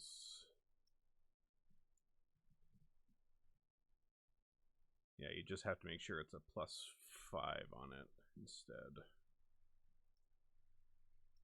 But yeah, we'll get that sorted out properly. But anyways, what are you doing with your hoop? Just running in there and smackarooning? Yeah. Okay.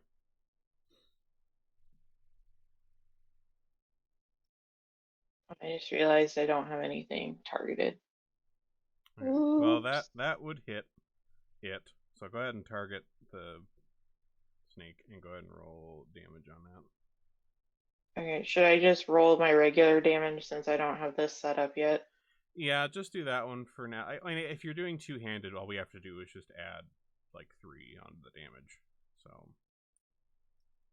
Well, it died anyway. Well, there you go. It didn't have a whole lot of health.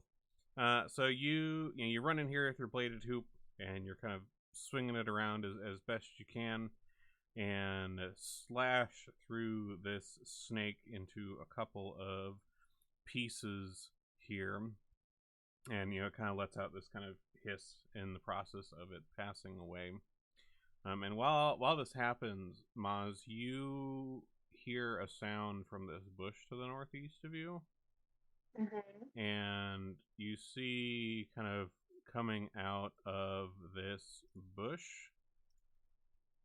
a giant version of the viper you just killed. Oh fuck. Oh fuck.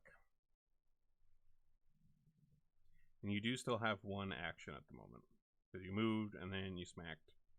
So you can either smack again, you just have to use the second one.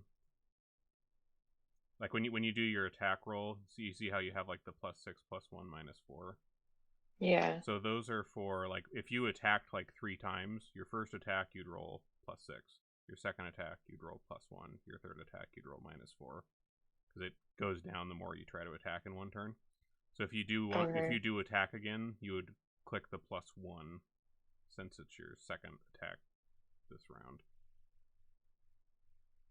Okay, hold on. Although I guess from where you are, you wouldn't be able to attack unless you like chucked your hoop over there. But so up to you what you want to do there. You can also move back if you want to.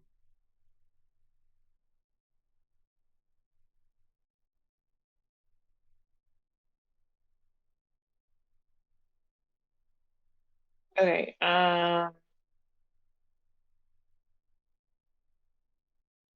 Yeah, I mean, I think Maz would just try and attack it.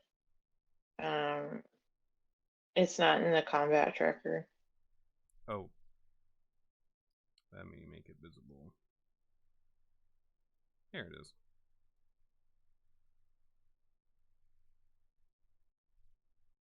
Okay. I think I figured out my bladed hoop thing, so let's try it. Okay. Well, I don't think you'd be able. Like, are you like throwing it at it?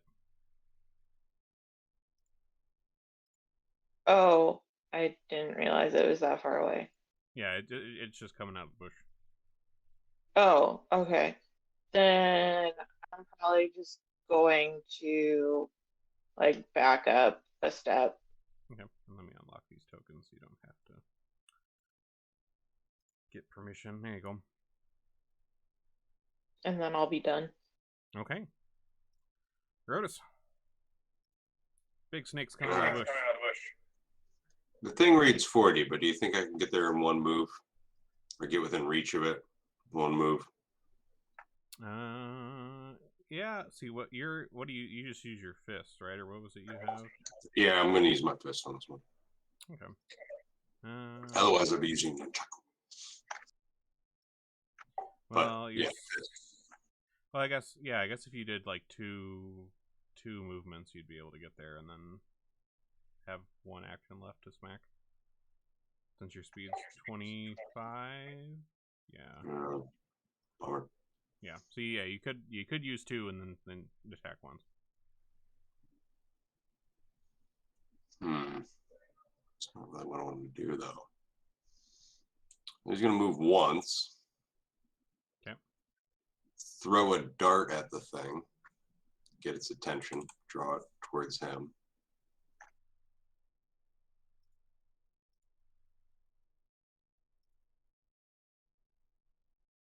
Doesn't matter. Gets attention and then does kind of a flourish as he's dropping into his stumbling stance, which is like a drunken master style kung fu. And his version of dropping into that is also taking a swig. So he All right. launches the dart and he's ready to fight. Sounds good. All right. And let's take it to Braz. Okay. So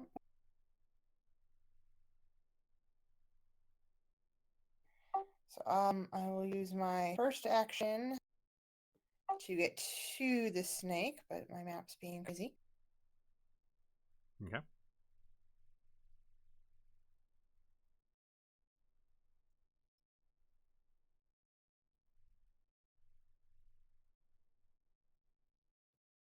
And then I'm going to hit it with my club. All right. Bonk away.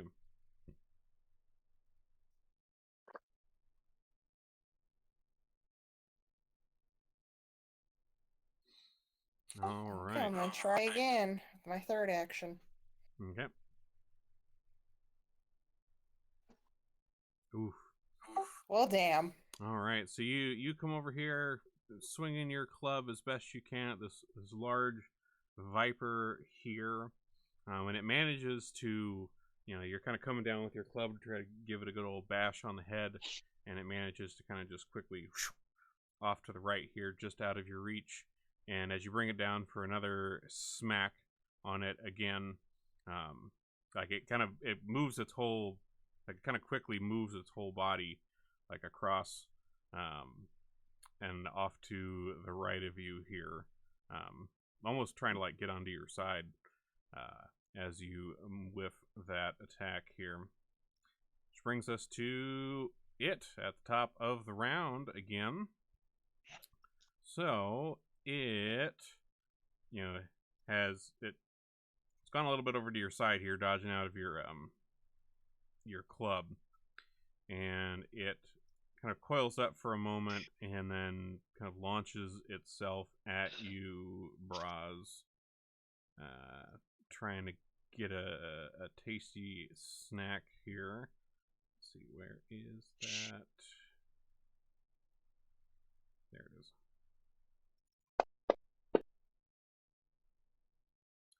Ooh, critical misses.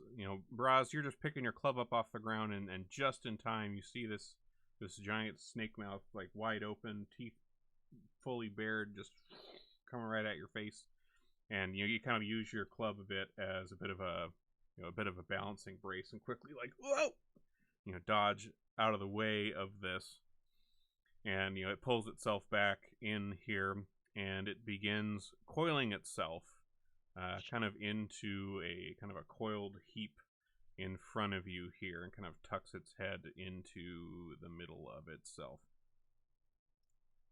Honker. It's time to give this fellow a goodnight hiss. Oh no. I'm going to use chill touch on him. All right.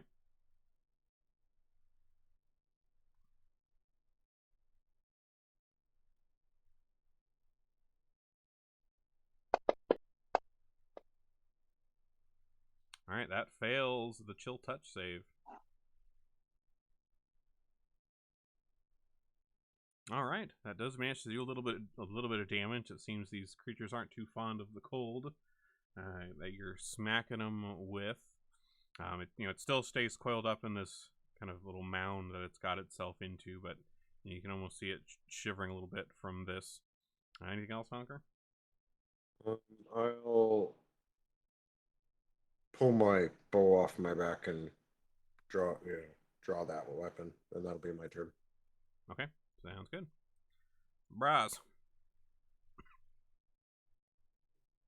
Smacky, smacky. Smacky, smacky. All right. Boom, we got a hit. All right, this thing's all coiled up. Pretty easy target for you here. You bring that club down, giving it a solid thwack on the kind of meaty side of this thing. Ooh, and a crit. Oh, yeah. Very nice. First crit of the game. Nice. All right, one more time. All right.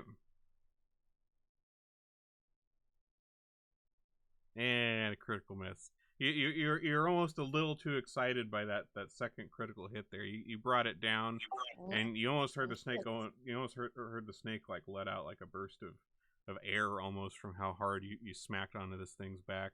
You probably cracked some. You kind of cracked some vertebrae probably in the process, and you were so proud of yourself that you came in to do another swing and just whiffed entirely. But hey, you got that crit at least.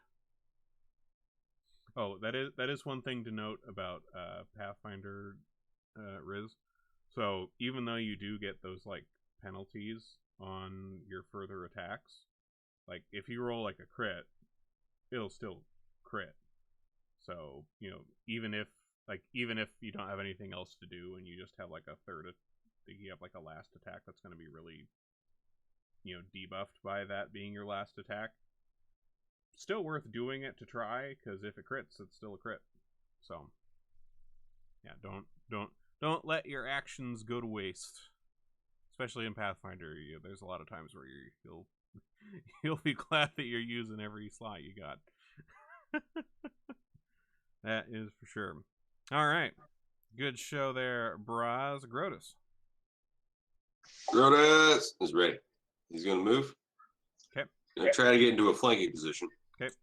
As soon as you get within range of this thing, it shoots its head out of its coil as a reaction to you moving closer to it here.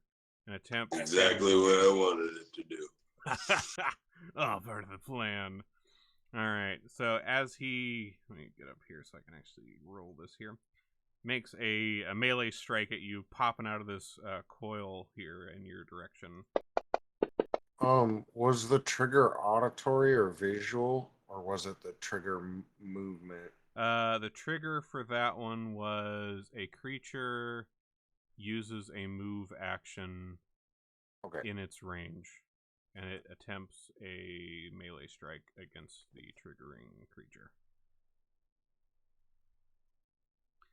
Okay, so it shoots out of its coil here, manages to strike at you, Grotus. Hitting you with its fangs. And we're going to have you roll a saving throw, fortitude save. Nice. Beautiful. Critical success on the save against that. Like, oh man, that's impressive. Like this thing bites into you. You feel its fangs going in, and you can almost like sense the venom from these fangs flowing into you, and you just kind of align everything. Sweet tickle of neurotoxin. Sweet tickle. Yeah, this isn't any harder than some shit you've done before. Like, come on, Snake. It's probably pretty tame compared to some of the shit Grotus has done. Some fucking lightweight ass snakes up in here. Do better than that, bitch. Grotus always told me he didn't worry about snake venom because they're armless anyway. Oh my god. No. Oh, that was good. Oh, that's not a good thing to teach Honker. Oh my god. All right, so Grotus, your turn. Now that he's taken his little coil launch reaction at you, what are you doing? This is actually perfect. He's falling right for my trap. because as I'm using the stumbling stance, anything that succeeds at hitting me with a melee attack becomes flat-footed to me. Oh. For my next attack. And Well, he doesn't because have I'm in my range. and because I'm in my stumbling stance, my strikes are now D8s, and they have the backstabber trait, which means anything that gets hit by them while flat-footed gets +1 precision damage. And you get flanking bonus.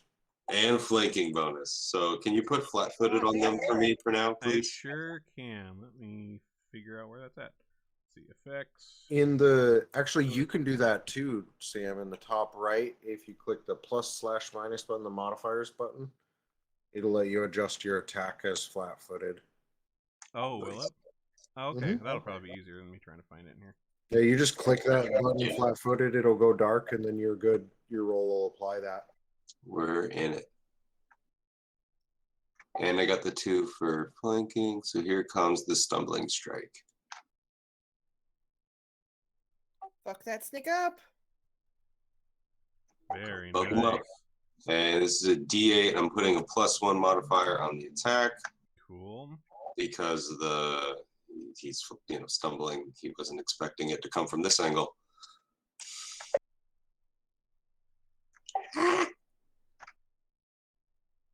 Ooh, very nice. Next one, same dealio.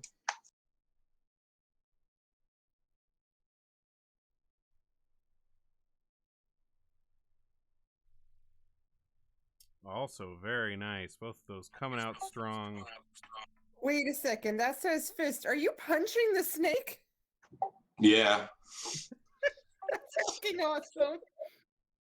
it's a big snake. He's just gonna run up. He's doing like drunken master kung fu on it, so he's kind of like ballet slapping it.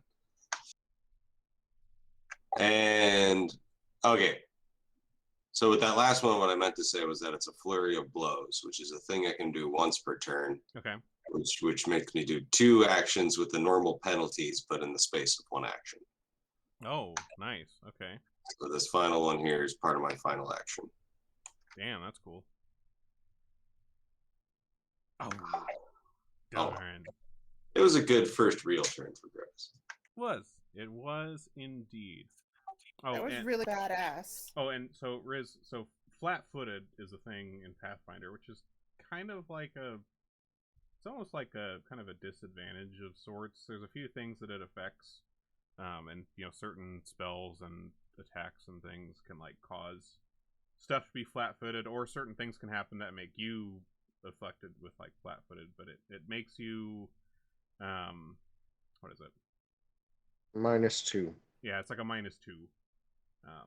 to AC. An enemy is also flat-footed if, like, at the beginning of a fight, if they haven't attacked yet. They're full-on flat-footed. So are we, though, as well, to the enemies. Oh, I didn't know that. So the very first round, like if you haven't done anything yet, everybody's just flat-footed automatically. Interesting. Okay, I didn't actually know that. Cool. Learning stuff. All right. Well, that brings us to Maz. Me. You. Sorry, Pumpkin. You gotta get off me.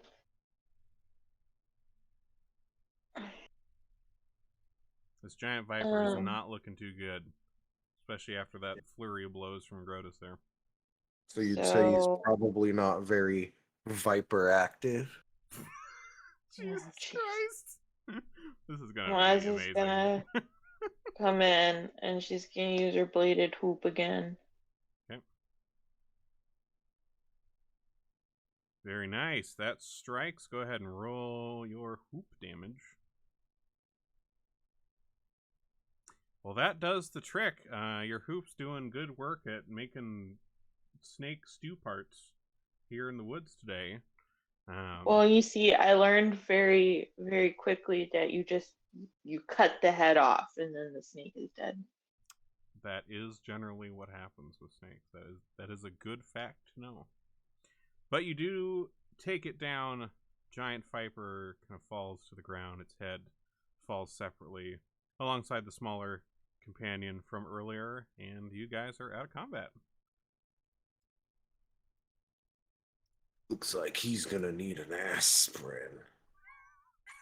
That one was good. That one was good. All right, and with that, we're gonna. Now it's a little bit past the halfway, but we're gonna take our 10-minute break here. Do what you got to do, and we'll be back at 9 to finish up the rest of tonight. See you in a second.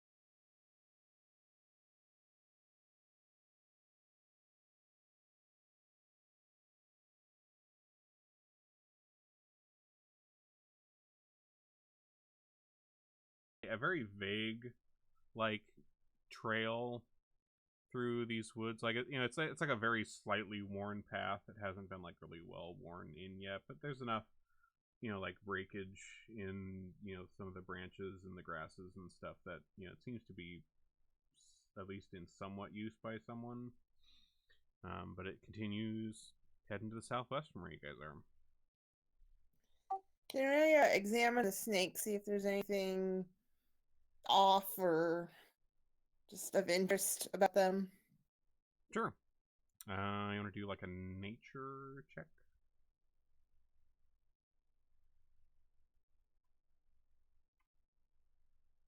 Okay.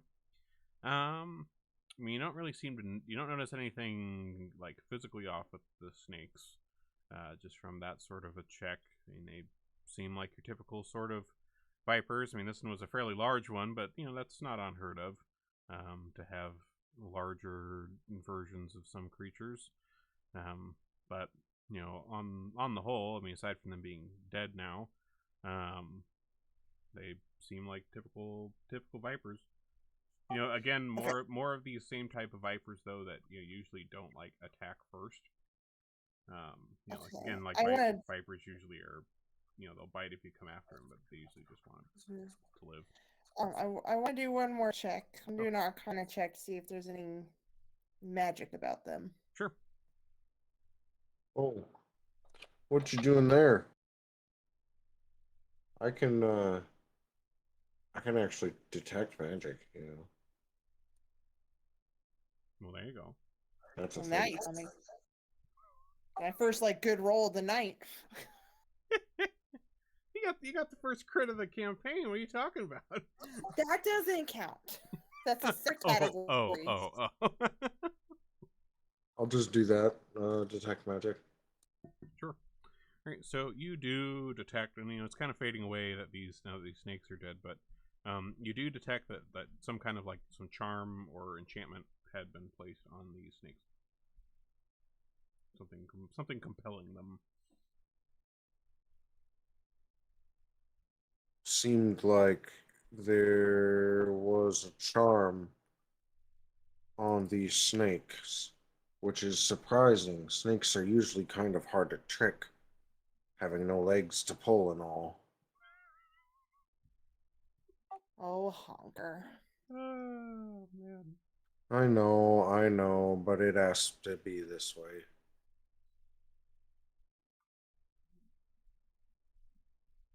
Well,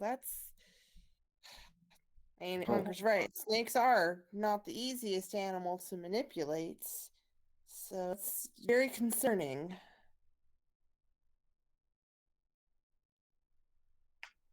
Better keep on following them foot tracks. Guarantee snakes didn't leave them. You're not wrong. I agree with you. It's time to Cobra. How many more of those you got, Honker? I can do this all campaign. I am looking forward to it. I meant snake ones specifically. I gave you the answer. I'm a dad. All right, so you guys continue on down this southwest? Yep. Okie doke. Yep. All right, so you continue following along these kind of mysterious tiny tracks, and you eventually come to a small clearing of sorts in the woods here. The path, it's not really that much of a clearing even. Like the somewhat worn path widens a little bit. And there is a small pile of leaves. It's like a few feet in diameter that looks to have a thin, fairly worn blanket draped over them. And next to the leaves rests a small backpack that has a kind of bright green patch with some sort of design on it, and that's kind of sewn onto the side. Nearby, a stream kind of burbles merrily nearby. And as you're coming up on this, you see a water mephit walking up from the stream, and it's carrying like a couple like looks like river pebbles. You know, mephits aren't very large. Like they're pretty tiny little dudes, and it's carrying it with some effort some river stones, and makes its way over to the backpack and drops it into the backpack, and kind of you hear this little kind of strange giggle coming out of it. You hear this like and it turns around, like it doesn't even notice you at first. It turns around, starts heading back towards the river, assumedly to get another river stone, and it kind of hears you all coming through the brush and turns, and it looks at you all, and it kind of lets out a little like, oh, I wasn't doing anything. Nope. It looks very guilty. Who are you trying to drown? Not drowning anybody. Just filling her Filling a head. backpack full of rocks, trying to make somebody sink. Who are you trying to do it to? We probably want to kill him anyway. I'm not trying to drown. I thought it would be funny if her bag was heavy with all of these rocks. Whose bag? Nemia's bag. Who are you anyway? I haven't seen you here. We're friends of Nemia's. We Oh. think your joke's mighty funny. Oh, good. Well, I'm just gonna go keep getting some more rocks now, I guess, if that's okay. Yeah, you do that. When she expect to come back? Oh, I don't know when she's gonna come back. She wanted she wanted to do bad things, and we don't really want to do those. Like we're kind of more about jokes and the fun, and she didn't want to do some stuff that didn't sound very fun, and so she left us here. Oh yeah, like stuff with snakes. Like murder stuff. Did you say murder? I like murder. Oh, that's bad. Sorry, I'm Honker. We like stories about murder. We like true crime. Oh. Okay. Well, it's not very funny. So True. I'm gonna put these rocks in her bag, and then she'll pick it up, and it'll be too heavy, and she can't pick it up. Hi. Hilarious. We might have something special for you. Huddle with bras. Bras. Can you make some kind of explodey thing? Stick it in the backpack with a bunch of rocks. Let me see what I have. While they're like talking, I'm gonna attempt to make small chalk with this mephit here. Okay. So you kind of wander. The mephit's like gone and grabbed another rock, and he's coming back up the little path here, and he's like, "Oh, hi." Hey, I was gonna grab one of these rocks. Never want to take help for granted, you know. Oh, that's really funny. Thanks. If you grab a rock from the river, we can fill her bag up faster. Of course we can. I'll grab one and turn around. Like this little water mephit seems like overjoyed that this little guy's helping him out with his little prank, with these wet rocks, and he's just kind of happily. You just keep hearing like little snickering noises. You also, like, when you're down by the river, Honker, you think you hear some more just kind of light snickering noises coming from in the water as well. Might be another mephit in there somewhere, but this one that's out here seems perfectly happy to have your assistance with this little jape.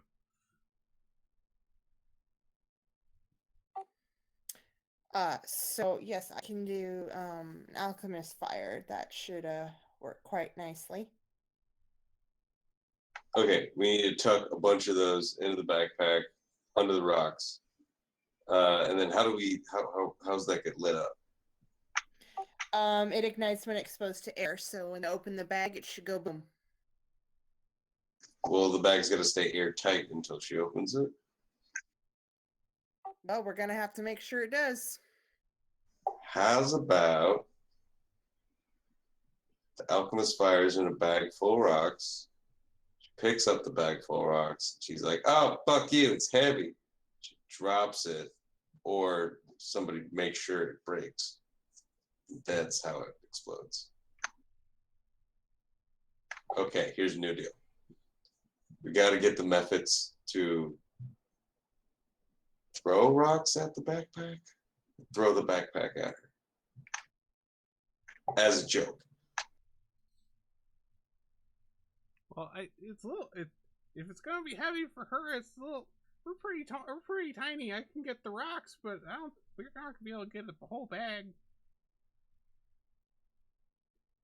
Oh, we're not talking. I'm not talking to the methods about this. I want them to be innocent. They should. They. I want them to stay guileless. Okay. Because Grodus is planning a murder. Fair. Okay. Specifically one in which somehow this backpack ignites, or the backpack has some bad surprise in it. Yeah. Like Hunger, as you're helping out these methods with their little rock scheme, like each time you come bring a rock over to this backpack, you just keep noticing this this symbol, this patch that's like sewed into the side of this backpack. Let me get you a picture of it here. Oh, I actually have a better item we can use. Can do Thunderstone instead, because then it just has to hit a hard surface. Why don't we put both in there? Hey, that's not Put Thunderstone in there with the alchemist fire. So when the backpack gets jostled around, claps the Thunderstone, breaks open the alchemist fire, bing bang boom, you're on fire. So Honker, the symbol that's on this bag is this kind of ornate looking symbol of a leaf that's like has water running down it, and specifically dripping off in like a big droplet down at the bottom portion. You aren't really sure what this means, but it looks nice.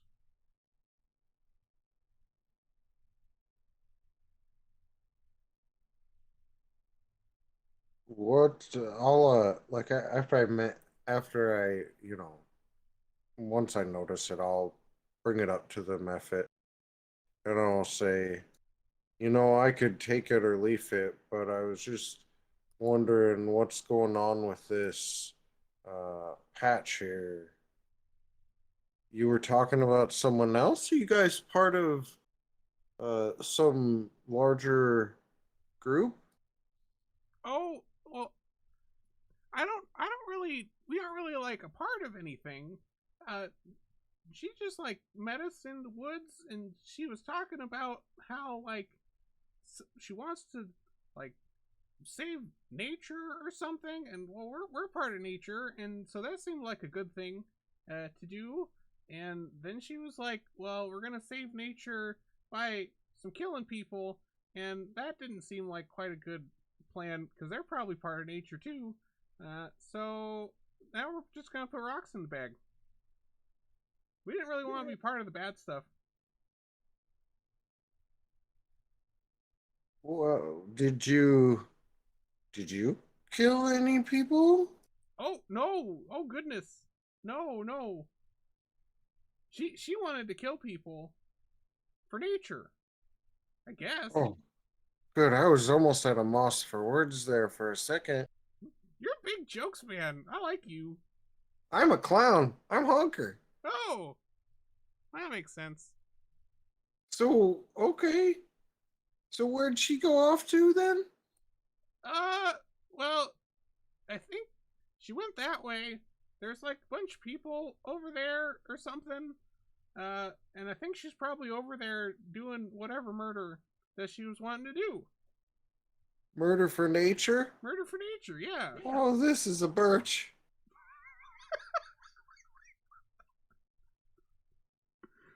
But yeah, she hasn't come back, so she's probably still over there.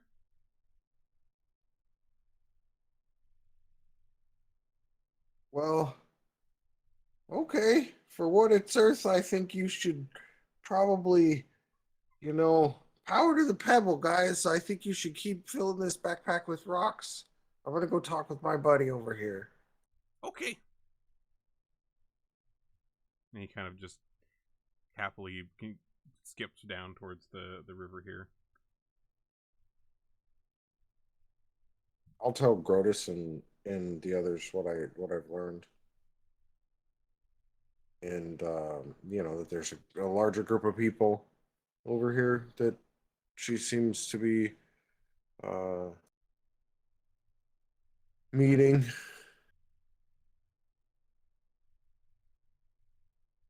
We're kind of between a rock and a hard place here, so I don't know. Should we do something to this backpack, or should we maybe just go try and? I'm a honker. You mentioned murder a little bit. Were you telling like Grotus about like the symbol on the backpack and stuff too, among all that and things? Yeah, I'll mention it. Like I just babble like a child pretty much whenever I get to Grotus, and because I follow him like a lost puppy all the time, and Okay. so like I'm just like yammering away. Did you see this? Did you see this? Did you see this? Okay, all right. So it's eco-terrorists that done try to kill us. Fuck them even harder. Grotus, so as you're getting all this information from Honker here. Give me a religion check as you're just kind of pouring over all this information in your head.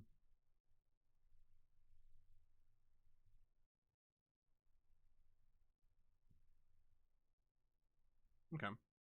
So you recognize this like leaf symbol that she has on her backpack here. This is a symbol of the dualism of gods. Gazra, who is a god / goddess of wind and water. Kind of a nature aligned god.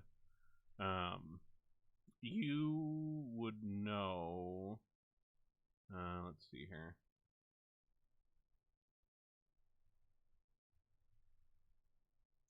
You would know just from your time around the area here. There is a hermitage for Gazra, not too far out of Aberton.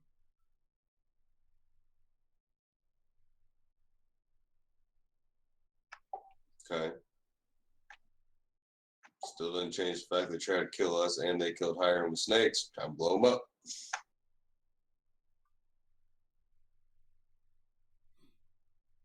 And they live near here? So they, at least from the information that you got from the Mephit, it seems like she's camping here for the time being. But at least from what they've described, somewhere up the path, back up the path to the northeast is a bunch of people that she wants to murder, and she's probably over there. She might be murdering people over that way. For nature? Not on my watch. We can't just shrug this off, guys. We need to do something.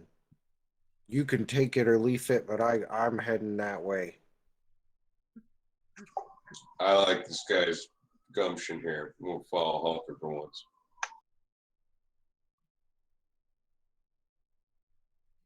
All right. So you guys heading back up the path towards the circus camp? Right. Yep.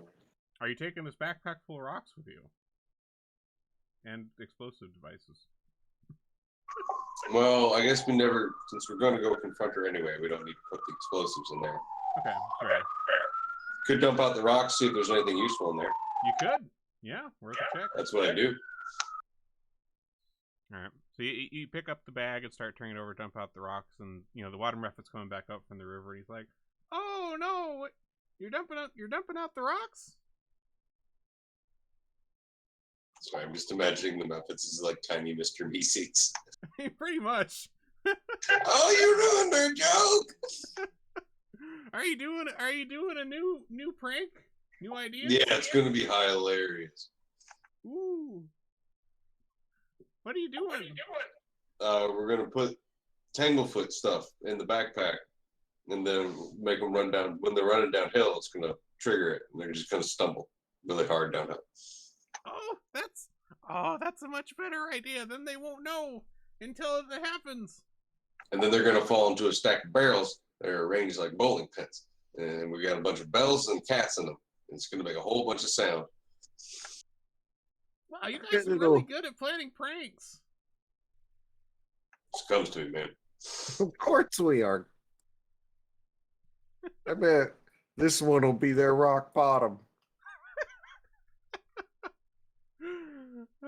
So you managed to get these, this decent amount of pebble stones that have been put in there. And there's a few things in the bag among all of these rocks. There is a pretty detailed map of Aberton and the area around it. It's a bit wet, just from all of the river rocks that have been dropped in here on top of it. And there's a variety of notes that are like scribbled all over the map. There's ones on, most notably on the Circus of Wayward Wonders, and there's some detail on the movements of various circus members, specifically Myron and the Kambali family and Elysia. She seems to have like detailed notes of like, here's where they usually are at high noon, here's where they are in the evening. So all the people who were attacked were being tracked. Mm-hmm. Yeah, the notes seem to indicate that she had been watching for some time. You also notice that there is an orchard, Oldlands Orchard, which is a little outside of Aberton, that is marked, and Houghton Mill is also marked. And there's also a few handfuls of some tasty nuts that are at the bottom of the backpack, and a token, a holly bush feather token. It looks like it's kind of like it's almost a feather looking token that's been dipped in gold,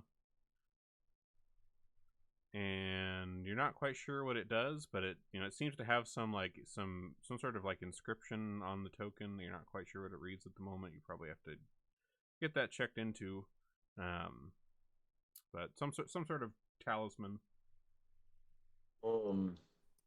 Looks magical. Yeah.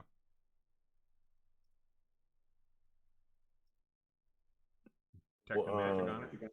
Yeah. Oh, you can. Well, you can't. It's not detect magic. It's actually, so you set a DC, and then it is actually an Arcana check to identify. Oh. Magic. Okay. Cool. I'm not very good at, but I can try. Yeah, sure. Go ahead and roll an Arcana. I'm curious because I'm honker. As long as it doesn't have fire. Oh, that reminds me. I needed to ask you. Mm-hmm. There was one thing that we had found. Yeah. At the boss's. Yeah, magical torch. Is that burning? Like, if it was burning or whatever, I wouldn't have grabbed it. Is it like an ever-burning torch of some kind, or? So that particular one, that one is in like the form of like a lantern. Oh, okay, that's right. Okay. But it is like it's an ever-burning lantern, like same. So it would have been lit. I probably wouldn't have grabbed it if it was lit.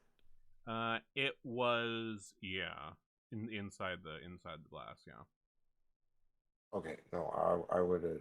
I don't know if Grodus would have, but I wouldn't have. I'm gonna put that back in the party sheet. Okay. Yeah, if Grodus grabbed it, and Grodus can grab it, but yeah, go ahead and roll. Oh, you did an Arcana. Okay, 18. There seems to be seems to have conjuration magic on it of some kind. There is, like, you see there's like an arcane rune that is inscribed on kind of the, like, on the feather. And, you know, assumedly if you activate it, it does some sort of conjuration magic. Or does with the Arcana, does that just like identify it outright? Does that just like full identify it? It says identify magic, particularly arcane. Oh, you must be trained in Arcana to do that. I can't actually do that because I'm not trained. Oh. Sorry. Okay, well, we'll just say at least some sort of conjuration with this. There may, I don't, because I don't think there is an actually identify spell.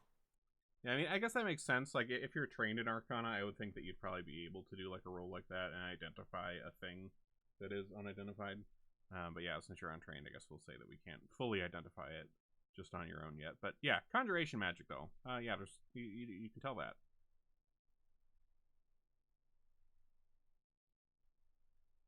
Yeah, identify magic is an identify item. So here's how it works.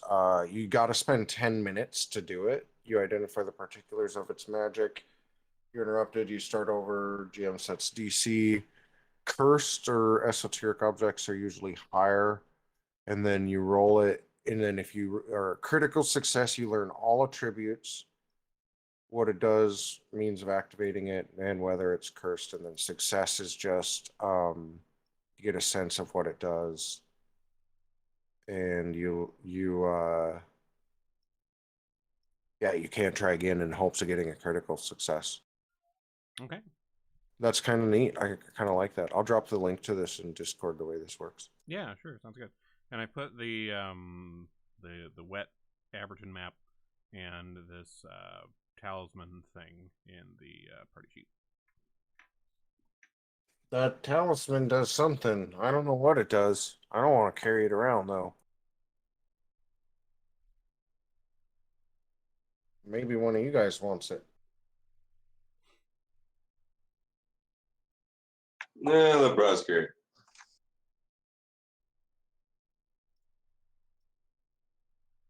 Here, you like feathers, bros? I'm Honker. I'm not really a feather kind of gal. I'll put it in my oversized hat then. That would look fantastic.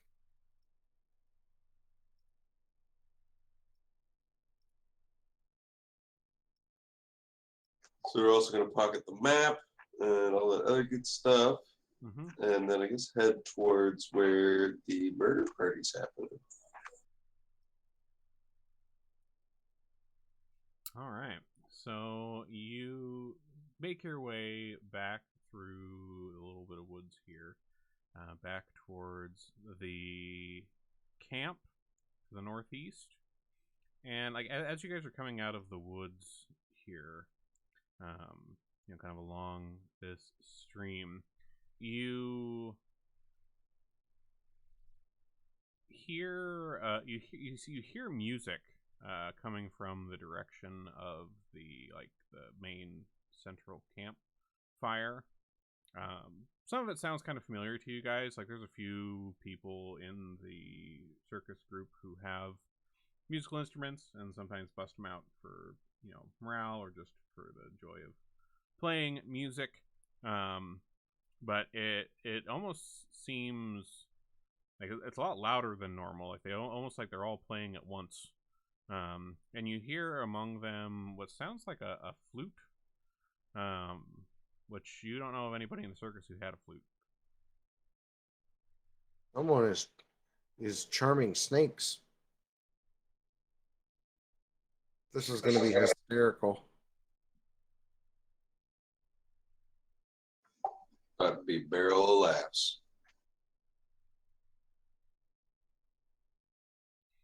All right, so you guys head towards that main central campfire here.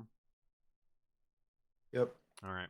So as you guys kind of head up the stream here towards the central campfire, like the sounds of pipes, fiddles, and horns kind of echo across the camp from the meeting fire, along with these sound of these flutes. And you find, or at least, you know, like when you guys left, you know, this is where most of the members of the circus have been waiting to hear that it was like safe to return. their wagons once you guys finished checking things out. But as you guys come around the corner here, you see that like everybody has formed 2 concentric rings around the fire here.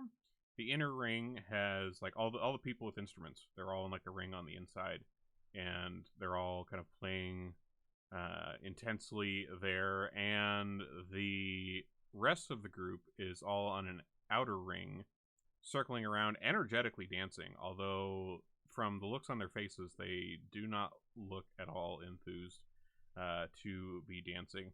As you guys come around the corner of a wagon here, he's like the professor sees you guys and kind of turns his head in your direction, and he's like, "Oh, help us, please!" His sweat's pouring down his face. His limbs are kind of like jerking in time to the lively music, but he doesn't seem to really be wanting to go along with this. But he looks exhausted. His face looks exhausted, as does everyone else. And you see kind of flying above the fire here, there are 2 small creatures. Roll a... Whoever wants to roll a nature check? Yeah, we'll do nature. Let's see if you recognize what these are.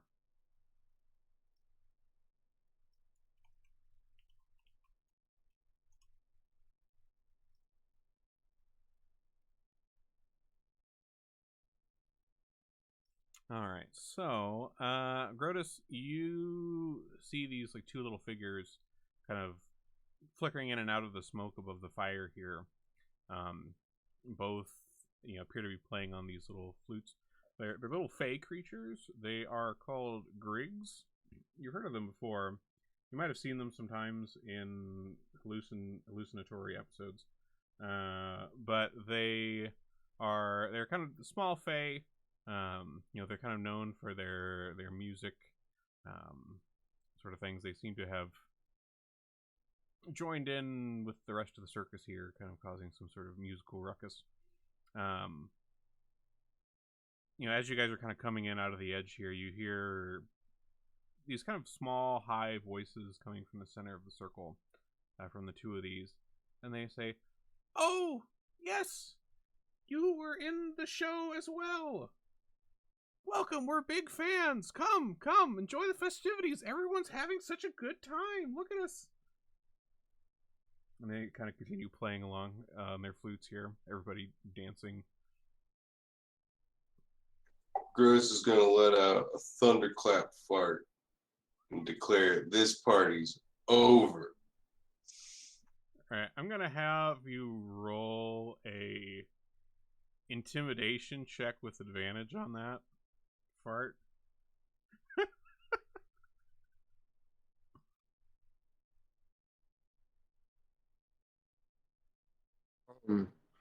I'm gonna.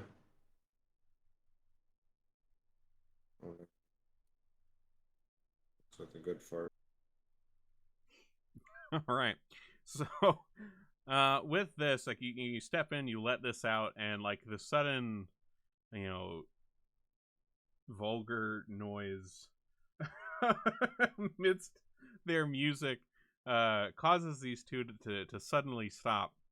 And the music like falls silent instantly, and like everybody, like all of your circus compatriots just kind of collapse to the ground, and you hear the professor say, "Oh, thank God!"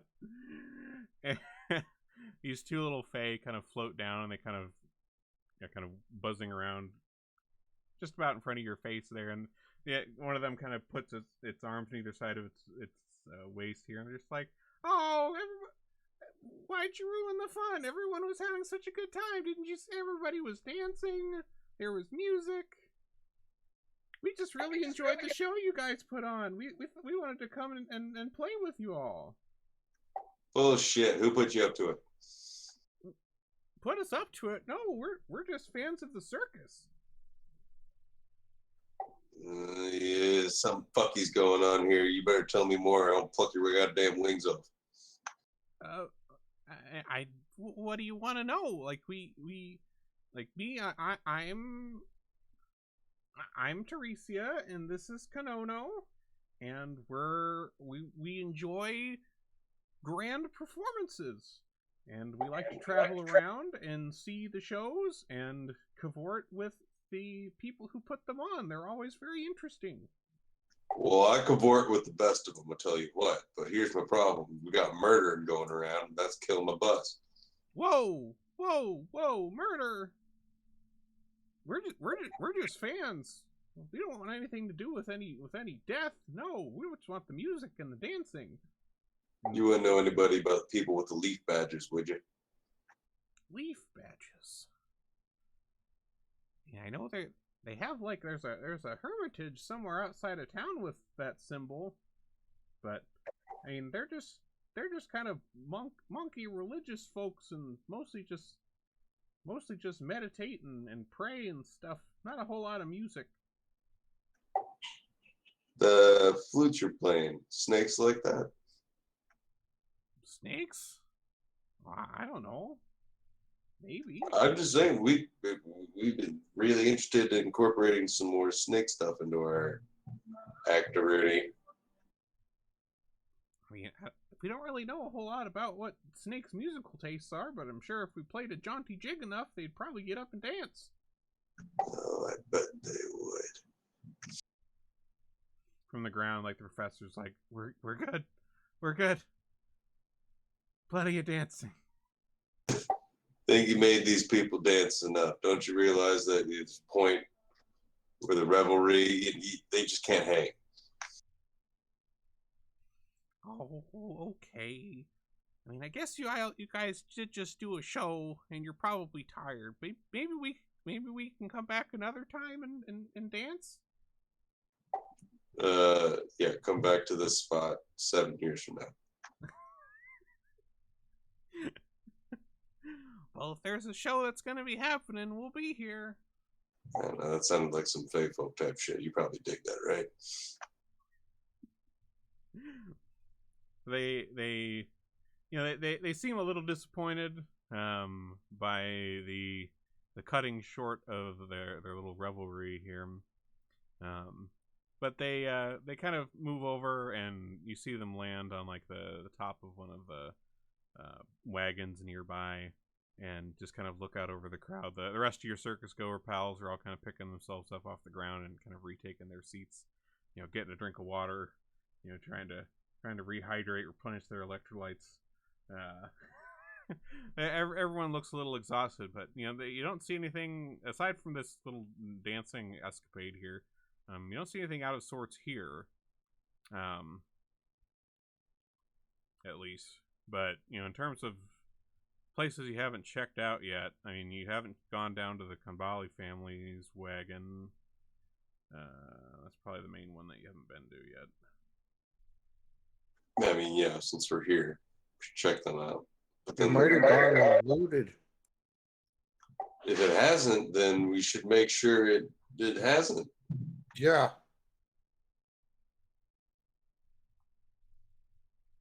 We should get our anti-looting bag with us.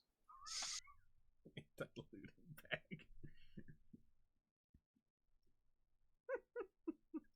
So yeah, we'll go check out the Kambali family. Sure. All right. So you make your way, to the south over to the Kambali wagon here. I mean, most of the, aside from the center of the camp where everyone just was, like, the rest of the camp was pretty empty. Everybody was kind of staying close together while you all were trying to ascertain the danger in the area. As you are getting close to the wagon here, everybody roll a perception check for me here.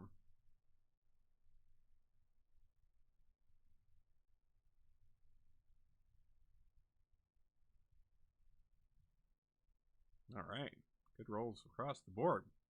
So as you all are getting close to the wagon here, you hear almost what sounds like, it almost sounds like the rustling of leaves or something of that sort. It's just like this rush of kind of rustling noises. And as you approach the Kambali wagon, the door of the wagon flies open, and you see a halfling woman standing in the Kambali wagon, wearing a headdress in the shape of a rat's head. Its mouth is open, it's framing her face, and all around her, hundreds of red-eyed rats kind of scurry in this, like, almost little cloud of them around her feet. And as she kind of steps out of the door with these rats swarming around her feet, she says, "Well, isn't this a pretty sight?" And she twists her grip on this gnarled staff that she's holding. "I'd hoped to murder more of you while the whole town was watching. That would have frightened them away from here for good. But a bigger slaughter might be even better. The foolish farmers and poisoners of Aberton will discover your rat-chewed corpses. No one will know how it happened, but everyone will whisper that nature is taking its revenge, and it's through me. I'll wager most of the town will be gone in a week, and the rest will fall easily, and perhaps the land can finally heal from the cancer known as Aberton."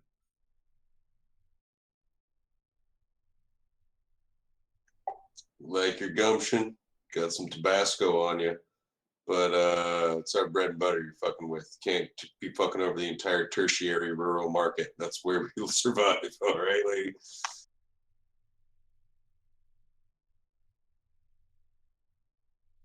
Who are you to question me? You are all bringing here these revelries. A rat face. About had enough of your shit. You killed our headmaster. You tried to poison our fans. You drag us out in the middle of the woods, make us come back to our own fucking camp. Shut the hell up. I will do what I have to save this world. Nature cannot survive the likes of you in this town, polluting, corrupting, cutting down. Nature will not have it anymore. So I've corrupted myself with the best parts of nature. she killed our ringleader? You killed our ringleader? Yes, and the rest of you too, if I can. Cleanse this There's your land of answer, your fucker. plague. Well, imagine the rat. I'm gonna have to say, I've heard people tell me that the party ain't over till the rat lady sings. So let's hear it. It's time to throw down. This bitch be crazy. You listen to me when I'm squeaking, and I will. Yeah, I'm gonna try and attack this woman. If she killed the ringleader, then she died, so she needs to die. Yeah, she's just straight up said she's gonna kill everybody. So yeah, it's party foul. So Grotus goes in a stumbling stance. All right. Well, I think with where we are coming right up on 10, and since Maz is out for the night, I think we're probably going to call it right there and pick it up with initiative next time with Nemia and her eco-terrorist plot against you in town, evidently. So we will call it there so we can come back full force. Let's see if there's anybody else. Love it. Super fun. Let's see. Oh, Mara's doing D&D. We'll be right done. Well, I know we'll manage it, guys. Like they say, all's well, rats ends well. And on that glorious pun, Your snake material was better. we'll go raid Mira. Snake material always beats Thanks rat for material. coming, y'all. Those are easier to stretch, yeah. Snake material eats rat material for breakfast. When you look at the numbers, the Python joke